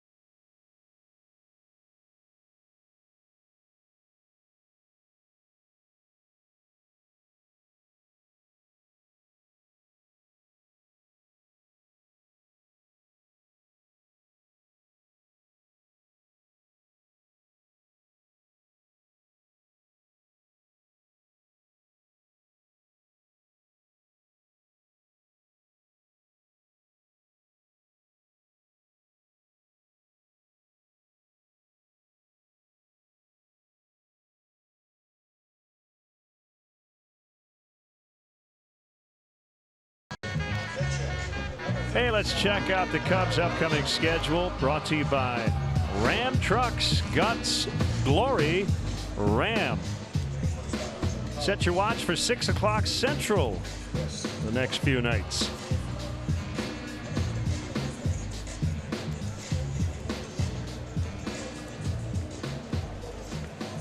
Chance we might have to dodge some raindrops here tomorrow evening. Wouldn't be a trip to Pittsburgh without a little. Yeah. So here's Edgar Santana. He's pitching for the 24th time. He's 2-0 with a 245. He's got good numbers, doesn't he? League bats 195 against him. A whip below 1. That's 18 punch-outs, 4 walks, 1 home run allowed. A lot to like about Edgar Santana. 6-2 righty. Fastball in on Bryant. Cubs have scored 3 times in the last 2 innings to get back in the game. The 1-0 pitch, swing and a miss. Good slide ball. It's about 2/3 of the time fastball and the rest sliders for the most part. He's got a change up.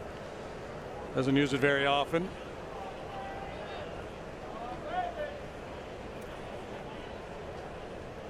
Here comes a 2-seamer.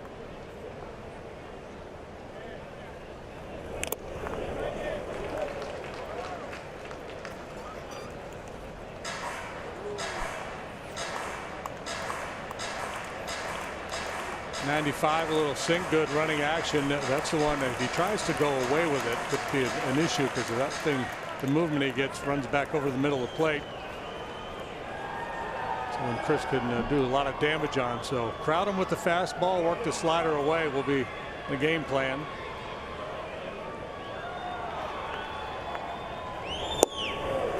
And it worked. 1 down in the 7th.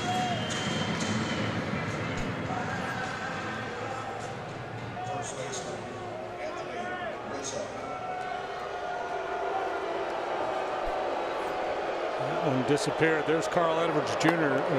getting ready. Cubs have won 1 time this year when trailing entering the 7th inning. They're 1-17 in such affairs.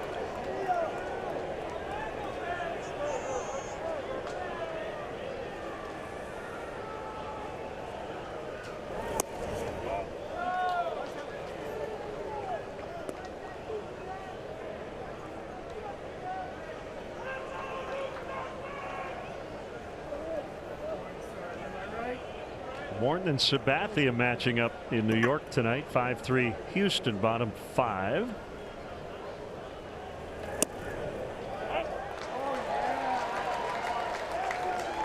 One and one on Rizzo.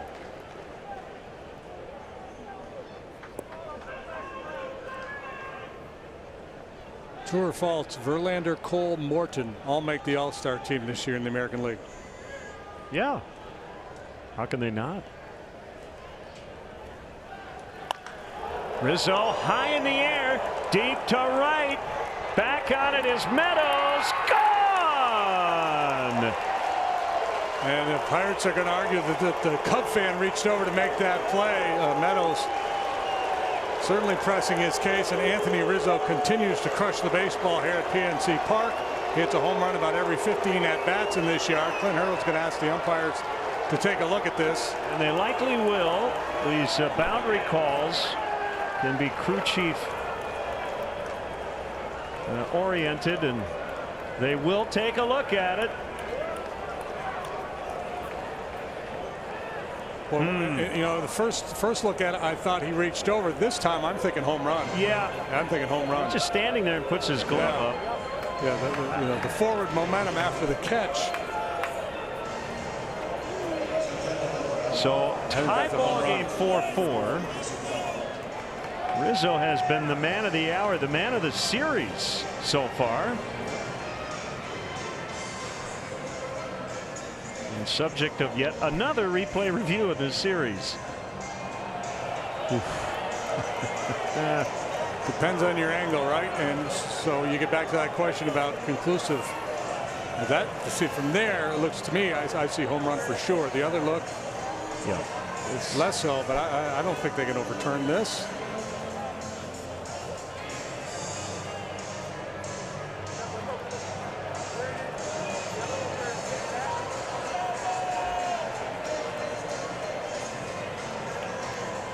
How long will it be before MLB puts cameras up, you know, in the outfield, shooting, you know, down the top of the fence line to get a better look at plays like that? Like Rizzo was saying, close, but hopeful.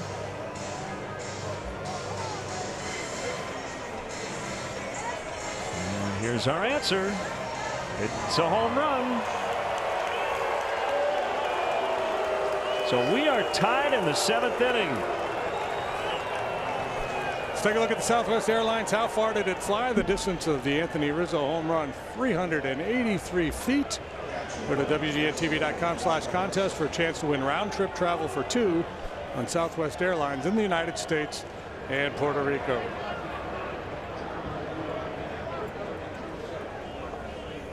Contreras, the batter. 2 homers in the series for Rizzo. Line shot gets down for Contreras.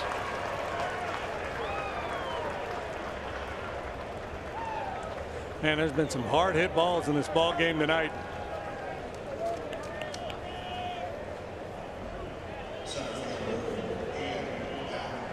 Cubs with 10 hits, Pirates have 8, and can't think of a single cheap one.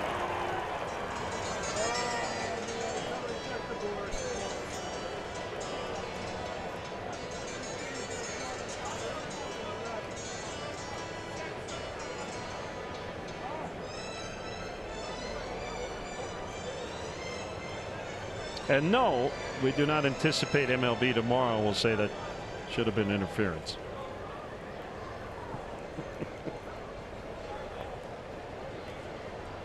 Yeah, but most teams, when they score 5 or more, they win. And Cubs and Pirates combined 2 losses. Been a lot of the storyline for the Cubs so far this year is, they've scored plenty of runs. They've had some big blowout games, just haven't consistently had games like tonight where they're pushing 4, 5, 6 runs across. But in all likelihood, if they continue to perform the way they have, that will start to even out. 1 out base runner. And he's held at first by Bell. Mercer playing almost behind the bag at second. Happ takes a strike, bottom of the zone. Yeah, it's the way it is tonight. Yeah, I think this would be a good matchup for Ian because, typically guys try to elevate and go changeup. This guy likes to sink the fastball and throw the breaking pitch. He was late. And it's 0-2.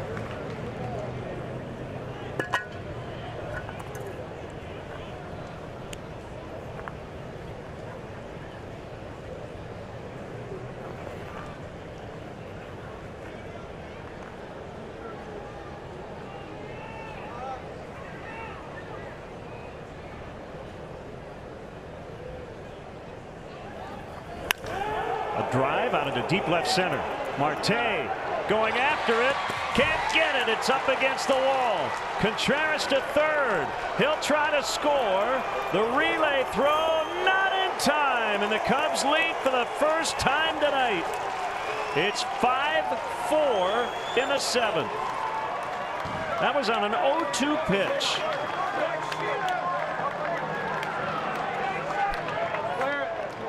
Ian Happ really frustrated last time when he flew out to left field, but good swing here. Again, it's a running fastball, 2-seamer. Not a lot of sink on it, about thigh high, kind of where he likes it. Great swing of the bat, and here comes Contreras around third. Brian Butterfield cranking that right arm.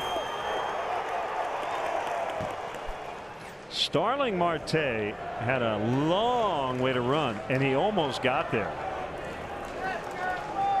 That is not a ball you ever expect to be caught. And unfortunately for the Cubs, it wasn't. But Marte got a really good jump on it. Yeah, he's one of the better outfielders in the league. So John Lester now could get a win. So all the stuff we talked about a couple of innings ago maybe coming to pass. Oh man, he just missed. Russell gets under it. And Marte will squeeze for the second out. The third time he has flown to center field tonight. 0 for 4 now for Addy, but The swing has looked good.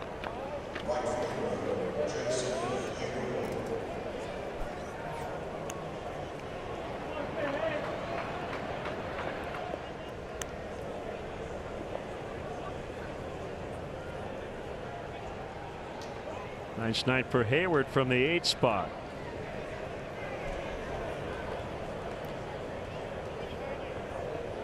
Cubs trailed 3-0 after 4.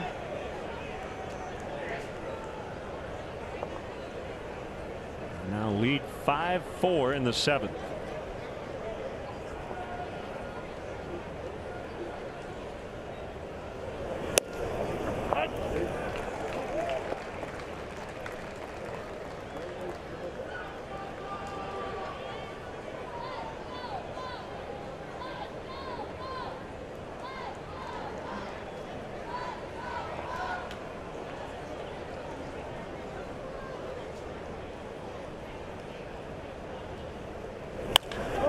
Base hit. That ball pasted to right. Here comes Happ. He will score 6-4 on Hayward's 3rd knock. And that one was a rocket. Santana fooling nobody here in this Cubs 7th.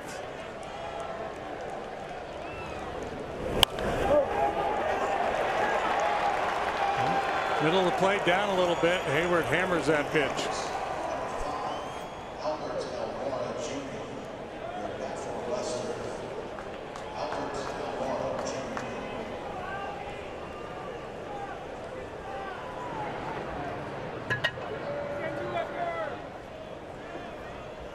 Albert Almora will bat for John Lester. Definitely will stay in the game to play some defense. He will not face Santana. Lester probably wondering why they're hitting for him with the job he's done tonight. Cubs now have the lead, 3 in the 7th, leading 6-4.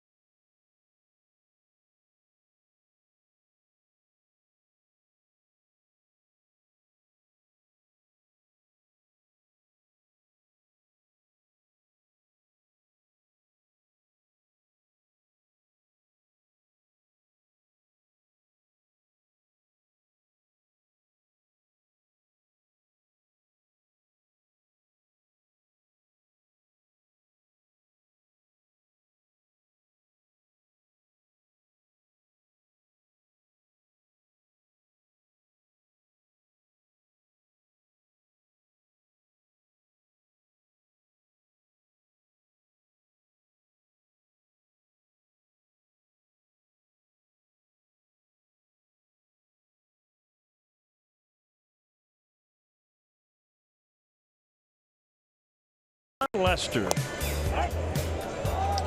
Yeah, he battled on the mound. It wasn't his best night. He had a streak of starts allowing 3 earned runs or less interrupted. 6 innings, 4 runs, but helped himself with a bat. A couple of knocks, scored 1, drove in 1. Very nice job battling, hanging in there, and now he has a chance to be a winning pitcher. Wrap your hands around the original Italian beef of the Chicago Cubs at one of the 25 Bona locations. There's your line on Lester. So gave up 1 run too many in terms of a quality start, but should feel really good about his outing. Here's Richard Rodriguez, and we saw him in the game yesterday. Yeah, he was not particularly effective yesterday. He allowed 2 runs on 4 hits in 1 inning of work. But for the season, he's been very good. Facing a pinch hitter, Almora.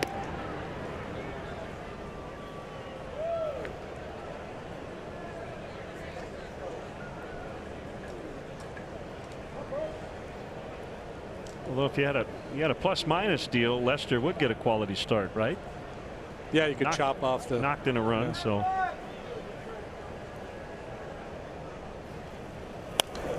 fouled back. Cubs on Sunday night were down 3-0 in the first inning and won that game 8-3. Down 3-zip after 4 tonight. Now lead 6-4 in the 7th.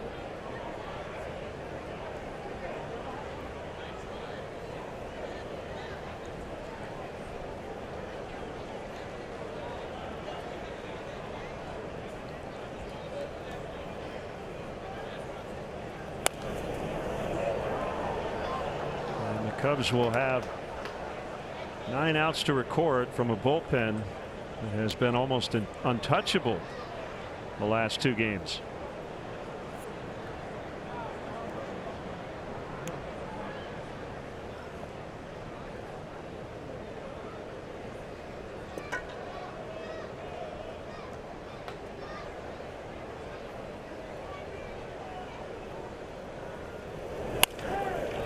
Ball to the shortstop. Mercer down to a knee.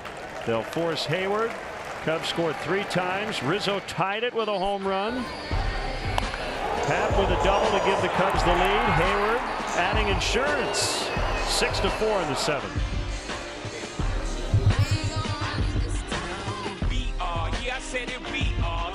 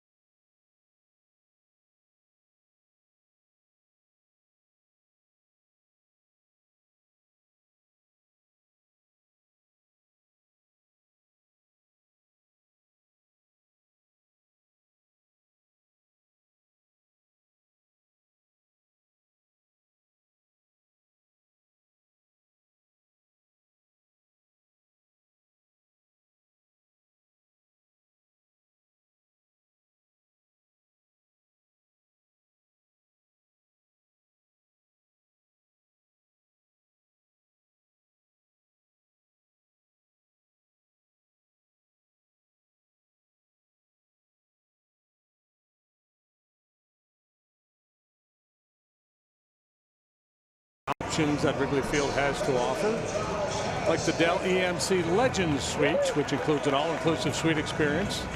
And best of all, a visit from a former Cub player. Visit Cubs.com/premier for an option that fits your needs. Almora now playing center field. And Carl Edwards Jr. will make his 25th appearance in the Cubs' 51st game. Top of the order for the Pirates. Strike called. Fastball to Josh Harrison. 5 consecutive scoreless outings for Carl now after that bump in the road where he allowed 7 over 3 appearances. We have to wish a belated happy birthday to Don Even, who turned 82 yesterday. Watches every night. Happy birthday, Don. Son Doug wanted to make sure that you were remembered. The 0-2 on the 2-time All-Star outside. Harrison is from Cincinnati. Pirates got him from the Cubs in 2009. Oh no, did he go? He did not go. Harrison, like Ian Happ, a University of Cincinnati product. Playing multiple positions. He's settled in at second base currently.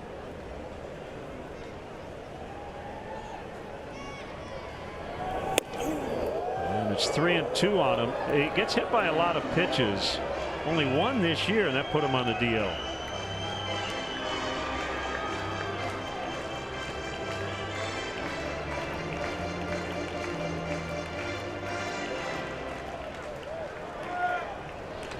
So a one hit by pitch to DL ratio, that 1-to-1, that's not good.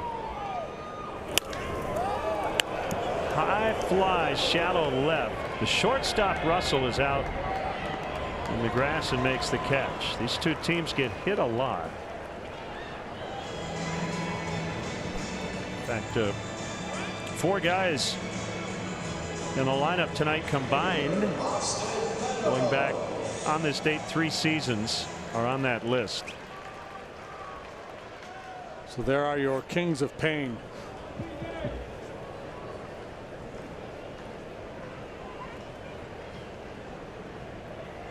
Meadows a double, a strikeout, and a home run, and those at bats coming against a tough lefty, John Lester. And a foul strike.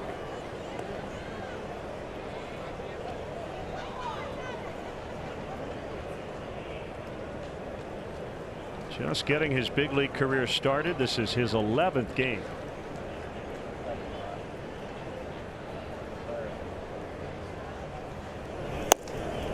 First round pick, number 9 overall, 2013. We've been hearing his name for a few years.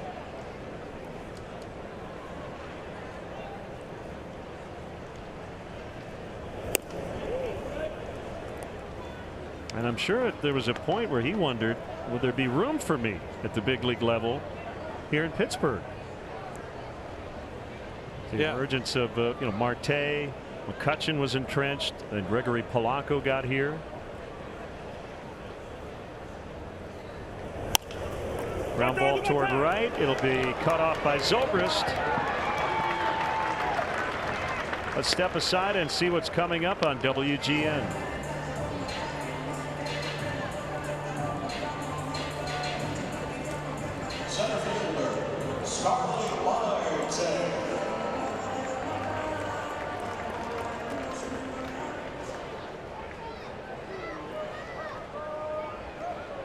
Cubs shut them out 7-0 last night, but coming back tonight from an early 3-0 deficit.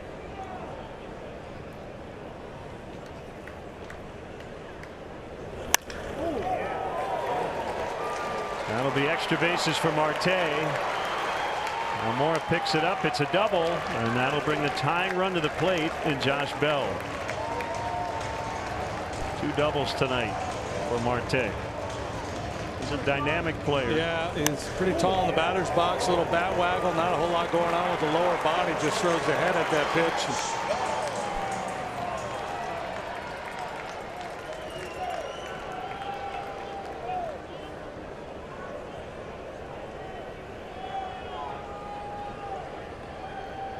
That is really cool. What a beautiful night here in Pittsburgh.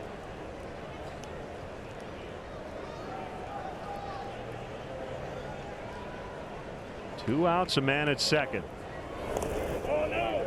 Oh, I think he did. He did not.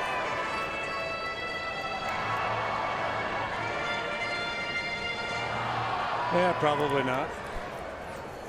Jeff Samardzija only went 1 inning tonight for the Giants in Colorado. He gave up 2 runs on 3 hits. I'm not sure if there was an injury, but Derek Rodriguez, we mentioned him, is in the game now in the second, making his big league debut. 2-0 Rockies If Samardzija is injured, that is more awful news for the Giants. Not exactly a soft landing to make your major league debut as a pitcher in Coors Field.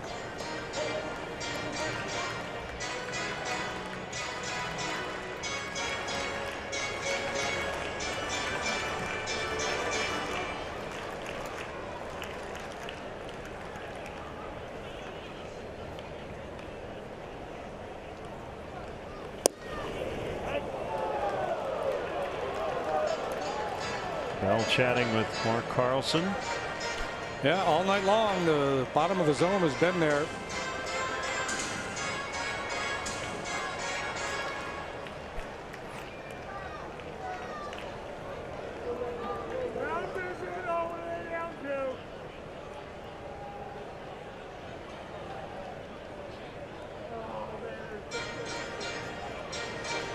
Well, you have to assume injury, right, with Jeff? Yes. Or ejection. But no, I think there was an injury. Just don't know what.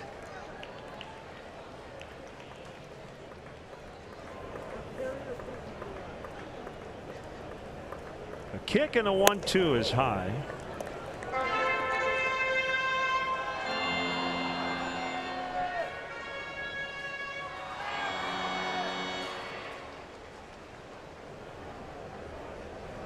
Edwards in relief of Lester tonight.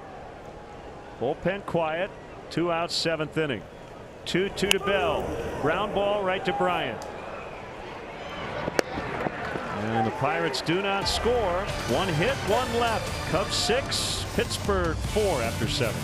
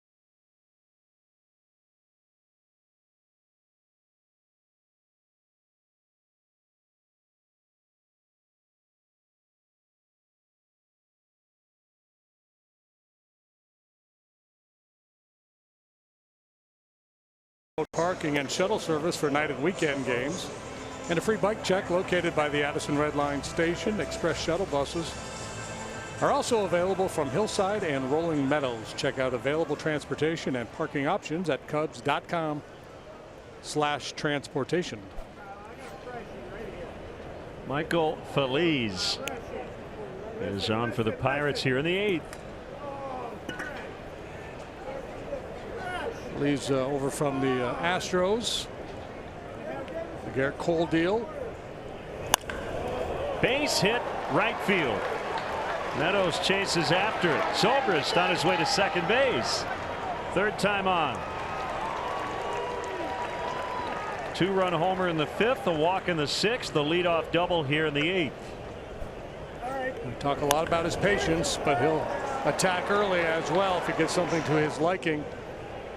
I don't know if StatCast keeps track of this stuff, but the average exit velocity on balls in play in this game might be the highest we've seen all year.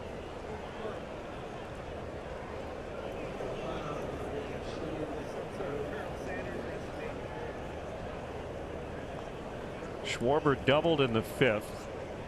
1 out of 4. Yanked to right. That ball is fair ball. A home run. Kyle Schwarber with a line drive 2-run blast. In keeping with the theme of the evening, another rocket. Oh my goodness, he hit some, these towering home runs, but hit a line drive home run in Cincinnati similar to this one, and this one he rattles off the goalpost down there in right field. How long did this take to get out of here? 1,001 gone. Man, he didn't give it a chance to go foul. 8-4. And a strike on Bryant.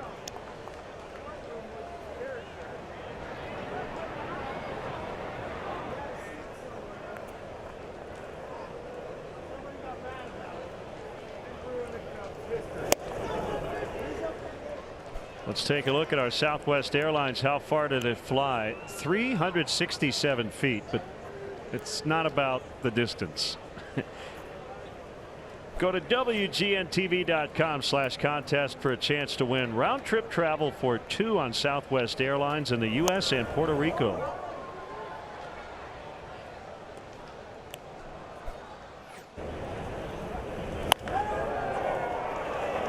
Strong like bull.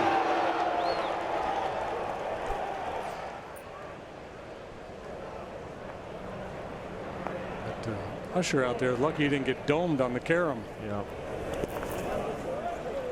Kyle now slugging .520. Bryant .533. Happ .504.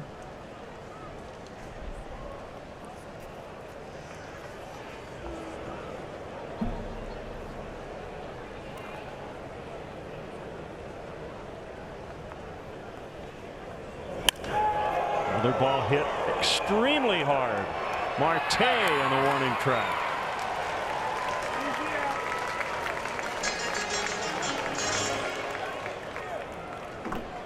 And bid for more extra bases, and again Marte, one of the best in the business, able to run it down. So 1 out of 5 for KB tonight. He singled back in the 1st. Game-winning homer yesterday for Rizzo. A game tire tonight.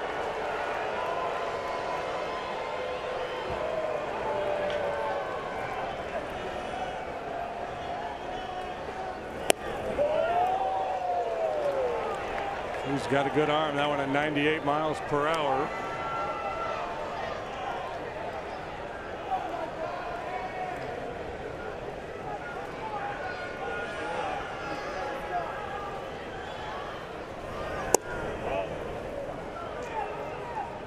He does not flinch.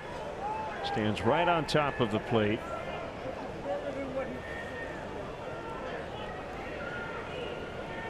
Yeah, and you know he had to be thinking when he came to the ballpark today that, well, are they going to try to retaliate? He said it. Basically, I think the reporters that he expected at some point. Yeah, that's get brushed back. And it's, you know, and I think everybody on the Pirate side, well, maybe not everybody, but most on the Pirate side might have thought it was an illegal slide, but most of them didn't think it was a dirty play. Well,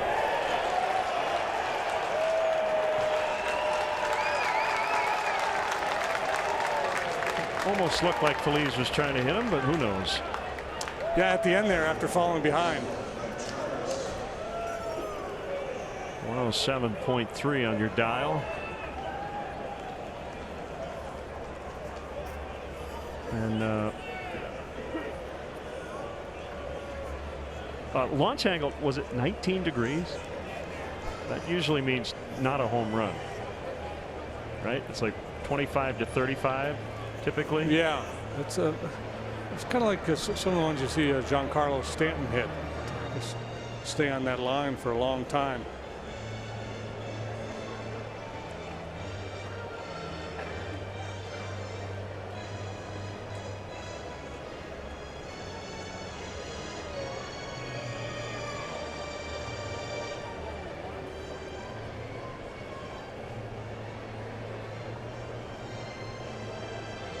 was a long session in the doctor's office there. Serge delivering a long message to the young right-hander.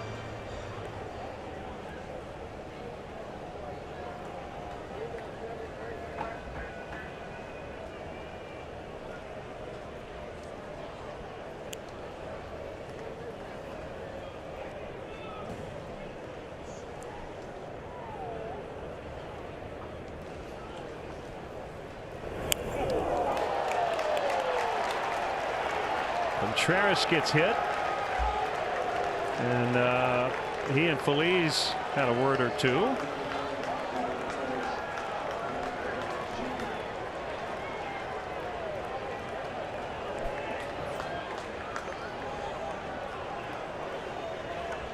Well, second time Contreras has been hit this evening. Similar spot both times.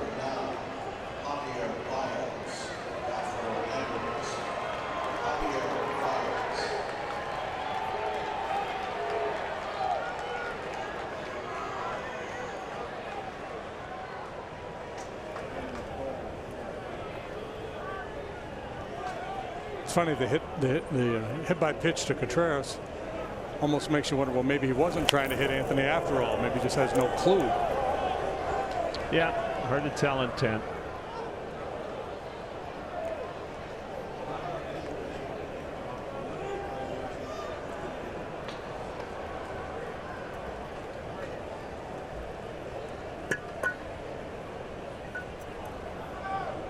Well, if it was, hopefully it's over. One strike on Baez. 8-4 Cubs. Yeah, he's out of control out there.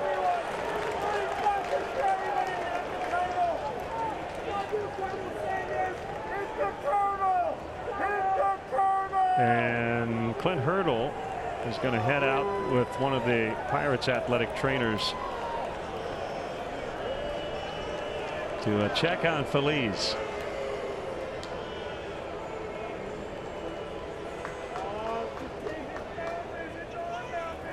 Hey, we heard an interesting story from Joe Madden today in his office. We were talking about the slide at home plate last night and all the controversy it stirred up. And he said when he was playing minor league ball, he got taken out at home plate when he was catching by Clint Hurdle. Interesting. Yeah.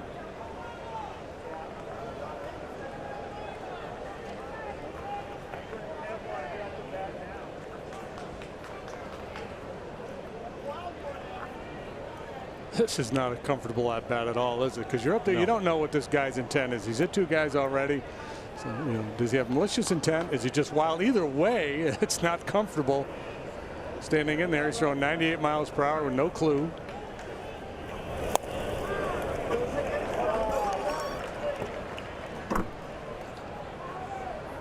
Right, and you know, where I go with a lot of this stuff is we try to add context where many times it doesn't exist. He might have just been angry that he gave up a two-run homer to Schwarber too, and just was throwing, and as you said, wasn't quite sure where it was going.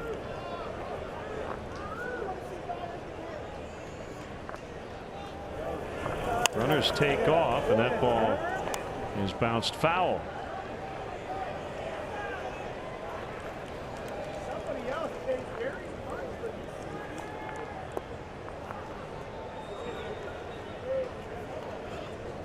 We were talking before the game about all this stuff, and as you said, the biggest message for either team is win, right? Just go out and win, and that's the bigger issue right now for the Pirates, who have dropped 8 of their last 10. They have not been playing very good baseball as Baez strikes out.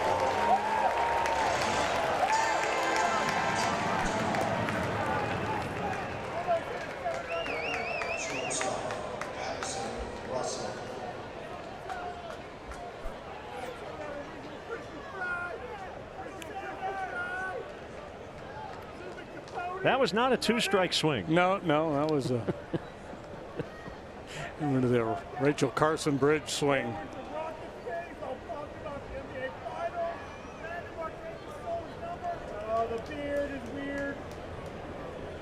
Russell fouls. He needs to get a knock here. 0 for 4 tonight. It seems to me, I don't know what his assessment would be, or Chili Davis, but for the most part, I've liked his swing. I've liked his approach here tonight. He just has not been rewarded.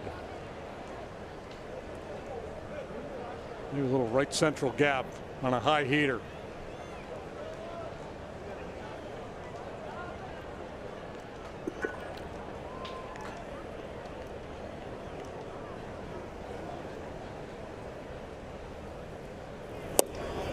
For the record, when this was a 4-2 Pirate lead, you referenced a possible 8-5 Cubs win.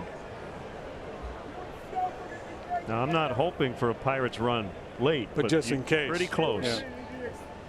You to explain to Beijing to Bryant. He needs it. Bryant needs it. Oh, mind to Bell. Killing me. So bad luck all night for Russell, but his team's got the lead. And Kyle Schwarber just doubled it. It's 8-4 in the 8th.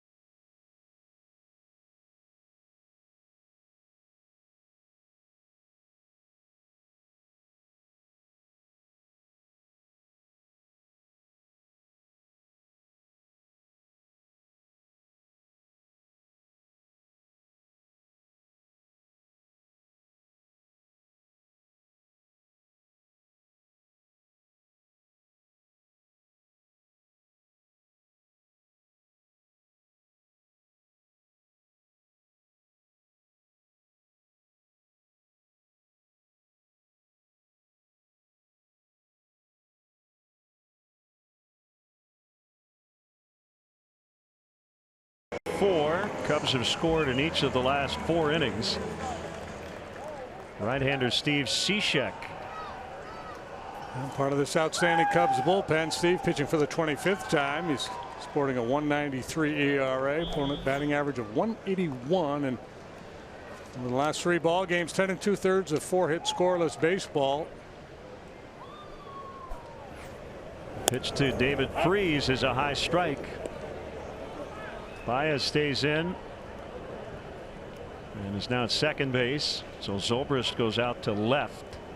Kyle Schwarber is done for the night. 1-1. Last night the bullpen with 3 1/3 perfect innings of work.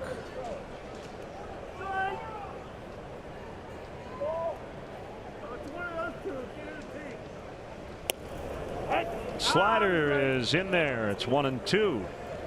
That's a tough hang in there for a right-handed hitter with that drop down delivery. See the ball out of his hand. It looks like it's coming right at your shoulder.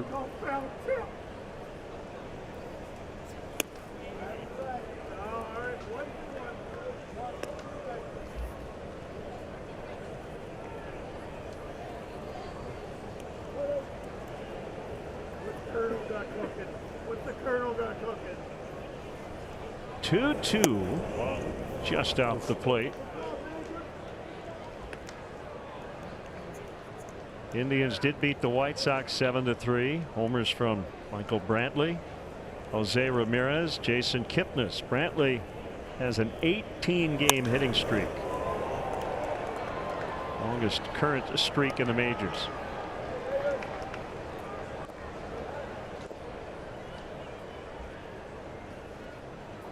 White Sox now 16-36.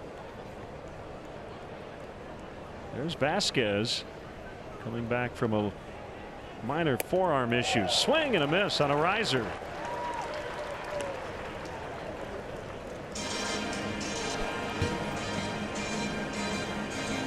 Yeah, this has become a go-to pitch for CHN, that elevated fastball. Get a good look at it from a home plate angle. High cheese gets freeze.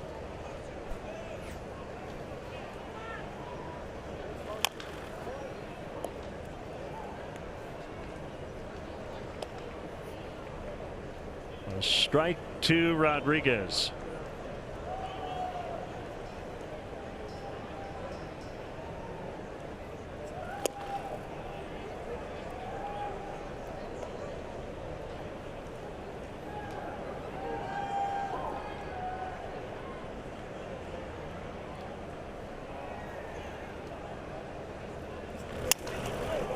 On one bounce, nice adjustment there by Russell.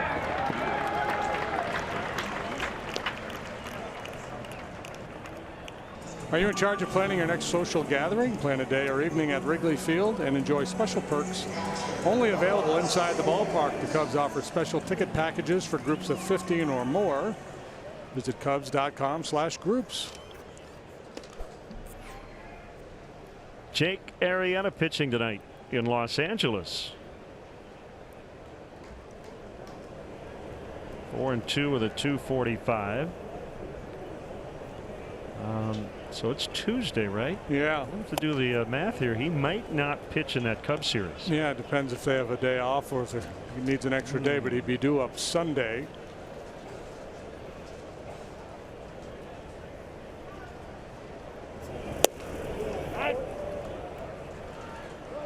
One and one to Diaz.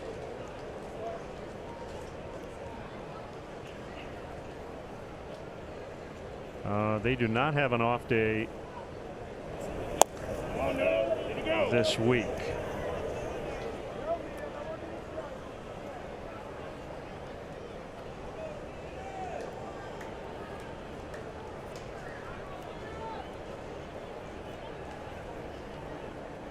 Yeah, so I think as it currently stands, Jake will not pitch at Wrigley Field.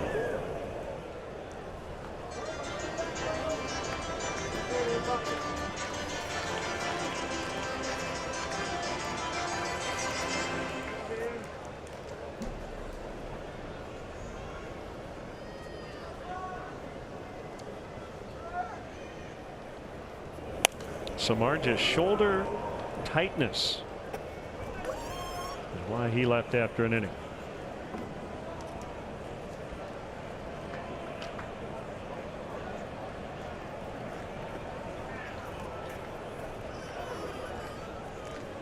Cishek 2-2 on Diaz. Make it 3-2.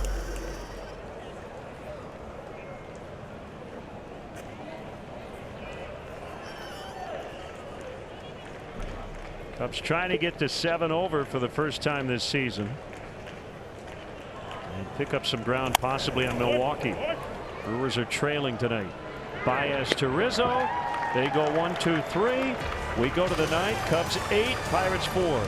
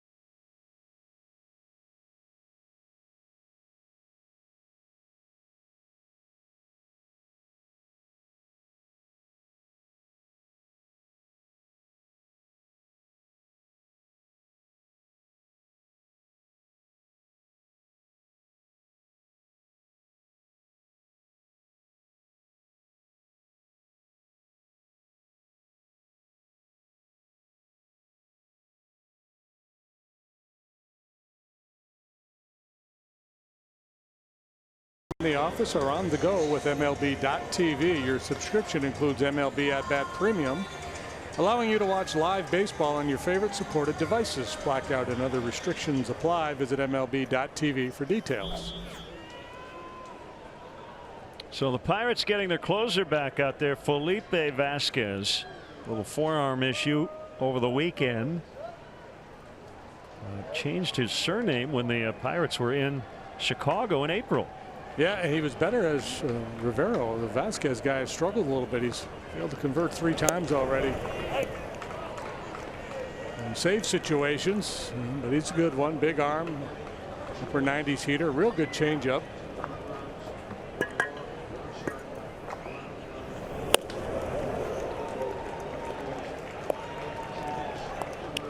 Oh, 2 to Jason Hayward.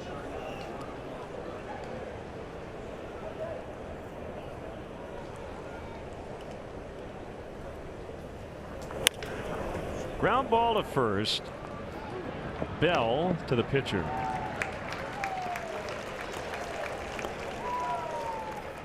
Good night for Jason, though. 3 knocks.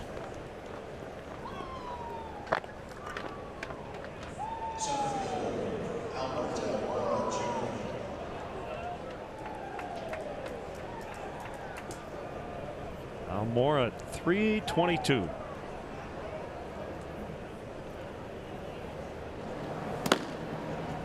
Left-hander Brian Dunsing. Looks like he'll get the night.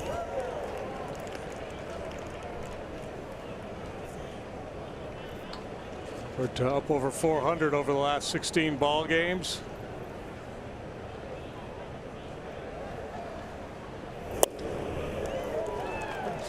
Turbo changeup at 90.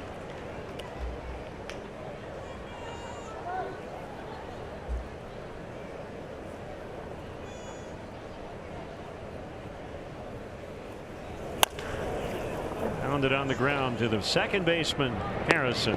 Flips to first. So Vasquez looking pretty sharp. Now Zobrist, who's done the same tonight. 2 for 4, 2-run homer, double, walk.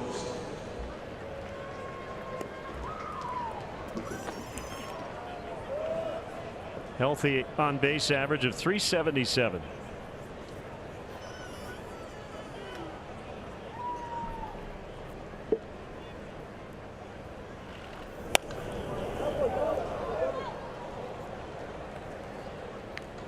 Steven Matz removed from the game tonight in Atlanta. Man, and Matz left-hander. oh, goodness.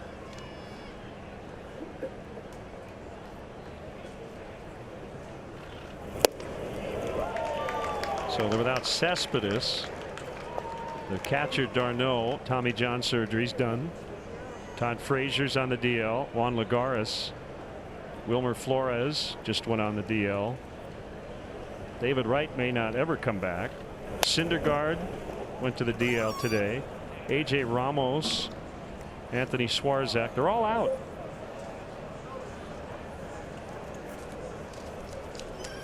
Might have to activate Kranepool and Seaver.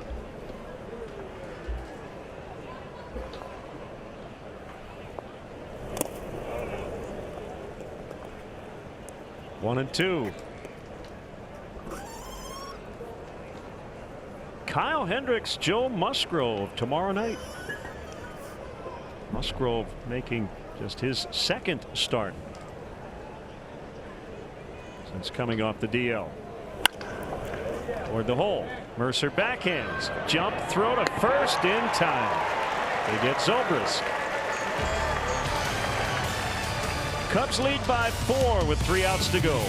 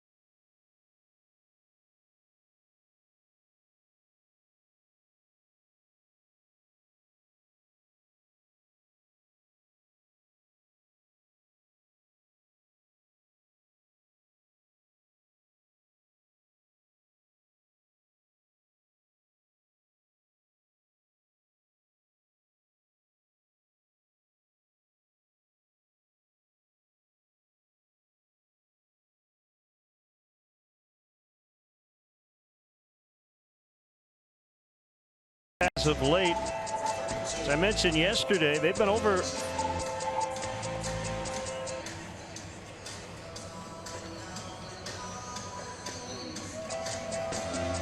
Been a tough go for the Pirates here as of late, staring at possibly their 9th loss over their last 11. They have been over 500 since the start of the season. Right now 28-25, but trailing by 4 in the 9th inning.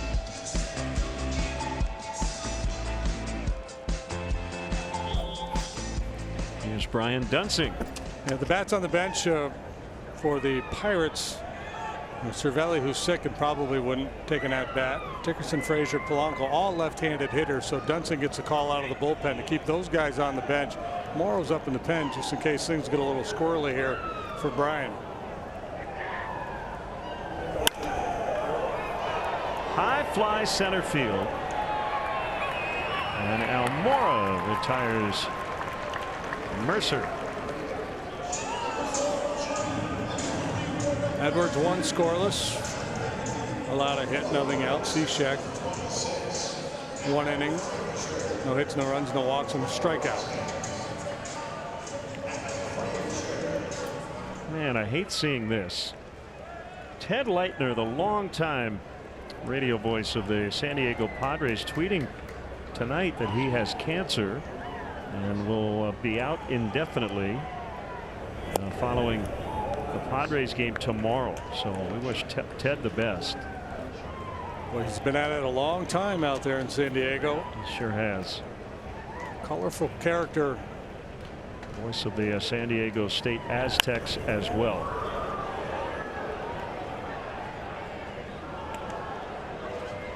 Yeah, he is one of a kind.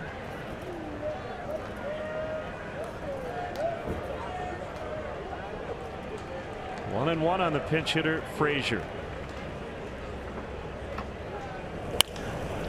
In the left, foul.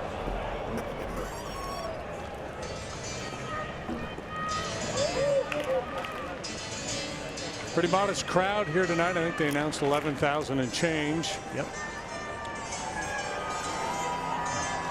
Season tickets took a real hit when they made the McCutchen and Cole deals this winter. Their fan base was pretty displeased with their offseason, and yet they got off to a really good start.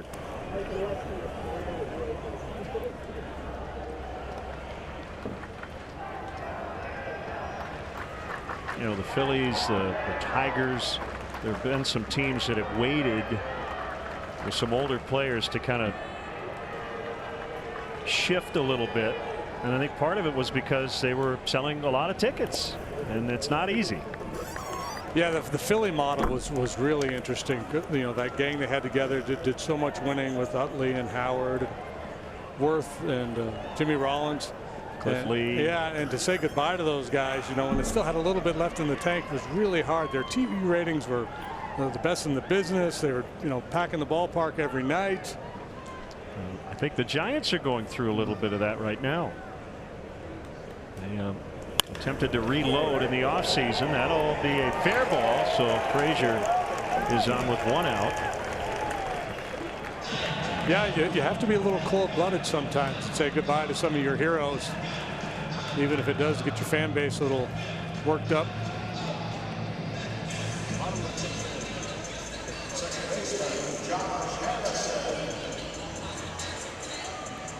Brandon Morrow is up just in case the Pirates make it interesting.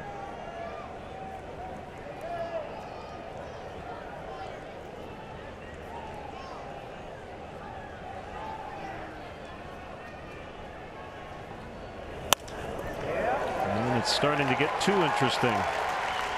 And this might be it for Dunsing. And it would be a safe spot for Morrow as the tying run is now on deck with 2 men on. They got the lefty hitter Meadows up here, and that may, no, doesn't matter. Joe's going to go get his guy.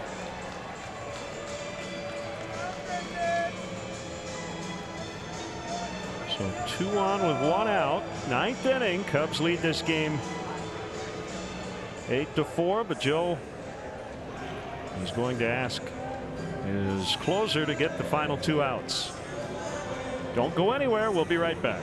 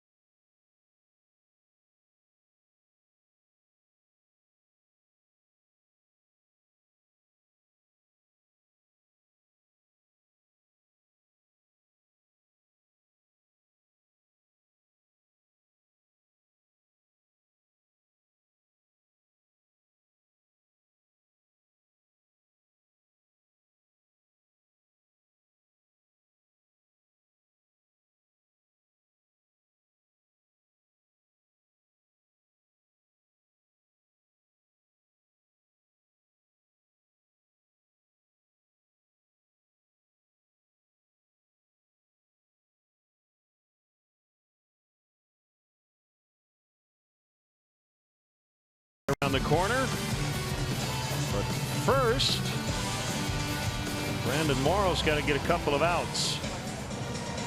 And he's been pretty darn good at doing just that. This is his 20th appearance, has an ERA just a notch above 1. He's 11 out of 12 in save situations. Routinely 98, 99 miles per hour with the fastball.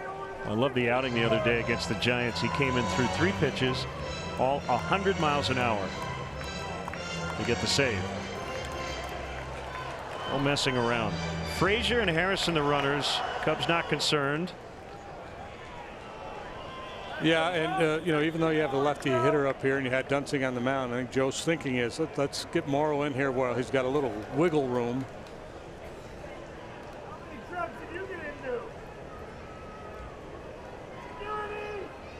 And a pitch to Meadows. There's a strike at 98.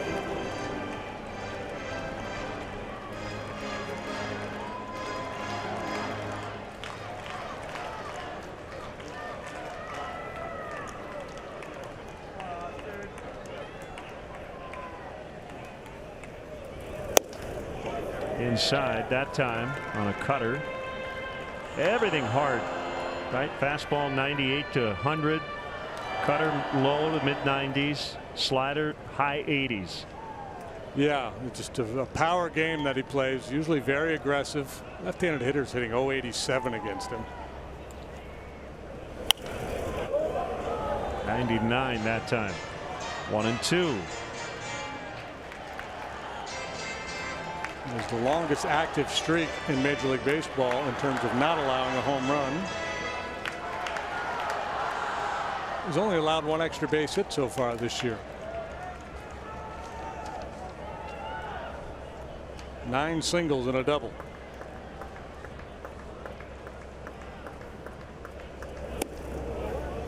Right now he's last inning, a 9th inning or beyond save guy. And that's kind of how the Cubs used Wade Davis to begin last season. Now that can change later in the year. If needed, you can maybe use him to get more than 3 outs. No need to push it at this point, especially with how well everybody else in the bullpen has pitched.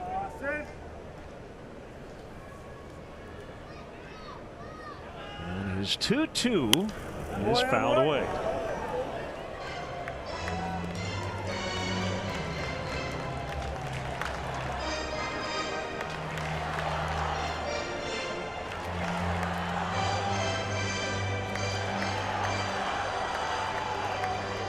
So if you look at his innings so far compared to the rest of the bullpen, he trails Edwards, Cishek, Strop, Wilson, all on the innings pitched list. 3-2. Yeah, and I think you'd probably find that with most closers around baseball. They're going to be near the bottom of the list in terms of innings pitched in the bullpen.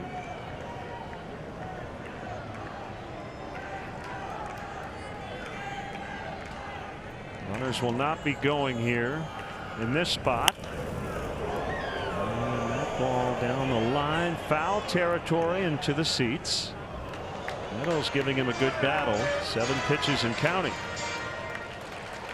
Yeah, that sounds a little counterintuitive, right? But when you think about how bullpens are set up, it does make sense. Yeah, and you're starting to see some shifting. You know, Kenley Jansen.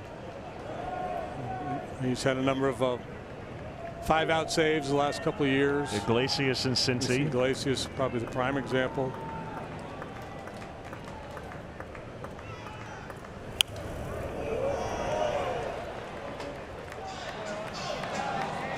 So morph into that kind of a bullpen, you need to have other options that you feel comfortable handing the ball to with a 1-run lead in the 9th inning. And the way to do that is to expose guys to those high leverage situations and kind of let them get comfortable in that role. Then you could use Morrow or whatever club used their closer for 4 or 5 outs and okay, you're down for today or tomorrow, maybe even the next day. Towards center, smothered by Baez, bases loaded. That is a great at bat by Austin Matthews. He broke his bat on the final pitch, but ends up with a base hit off one of the toughest closers in the league, and that's going to bring the tying run to the plate. And it's a 3-hit night for Meadows. Down around the label. Great effort by Baez. Just eludes him.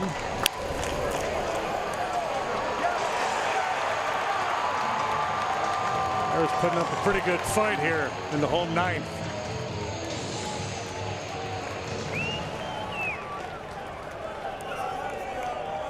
Marte bats with the bases loaded. Meadows with his 3rd hit of the ballgame.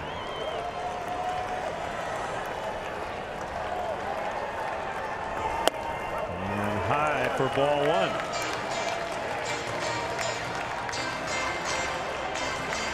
You mentioned the slugging against Morrow very low, and that's what you're trying to avoid here.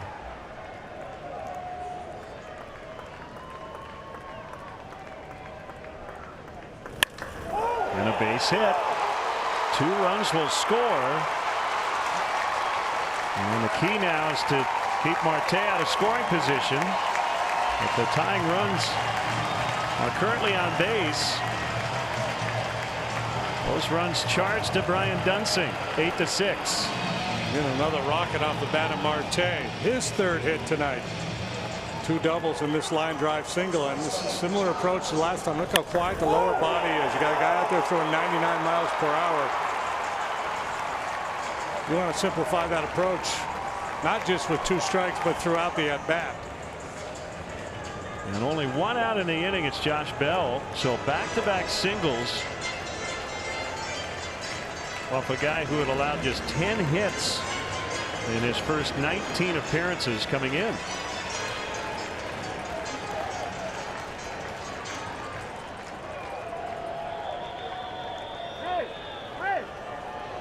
27 hits in the ball game now. 14 for the Cubs, 13 for the Buccos. This has been a hard-fought game. Meadows at second, Marte at first, outside to Bell.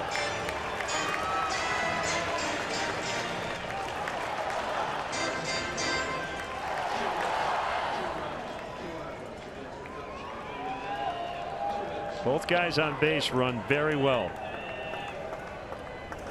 Swing and a miss. Yeah, this big outfield yields a lot of extra base hits. Cubs playing no doubles in the outfield, very deep. Home run swing by Bell. And I'm guessing if you're Joey Cora, you're going to be aggressive here. If you get a chance to score the tying run against Morrow, you're probably going to take it. 1-2. Corey Dickerson is on deck for Freeze.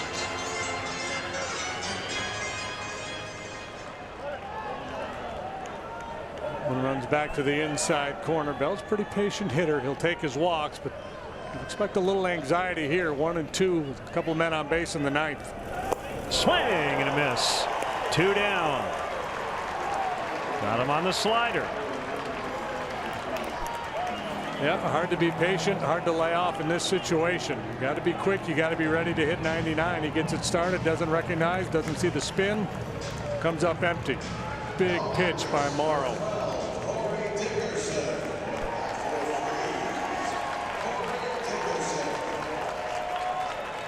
Two outs, 9th inning. Cubs lead by 2.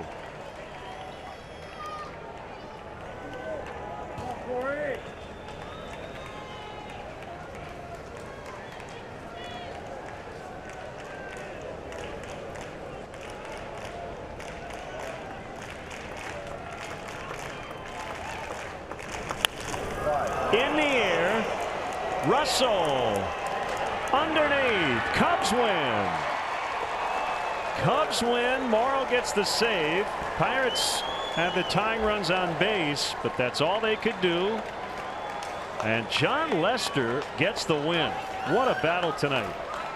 Yeah, that was a grinded out kind of win for Lester here tonight. Good for him, and he contributed with the bat. Cubs did a lot of good things offensively tonight. 3 home runs, 5 doubles, a lot of damage.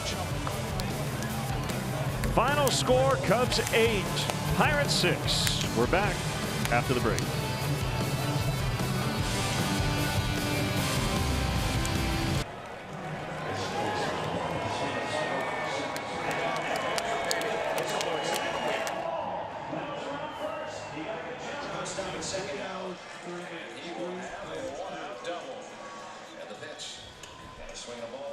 Our next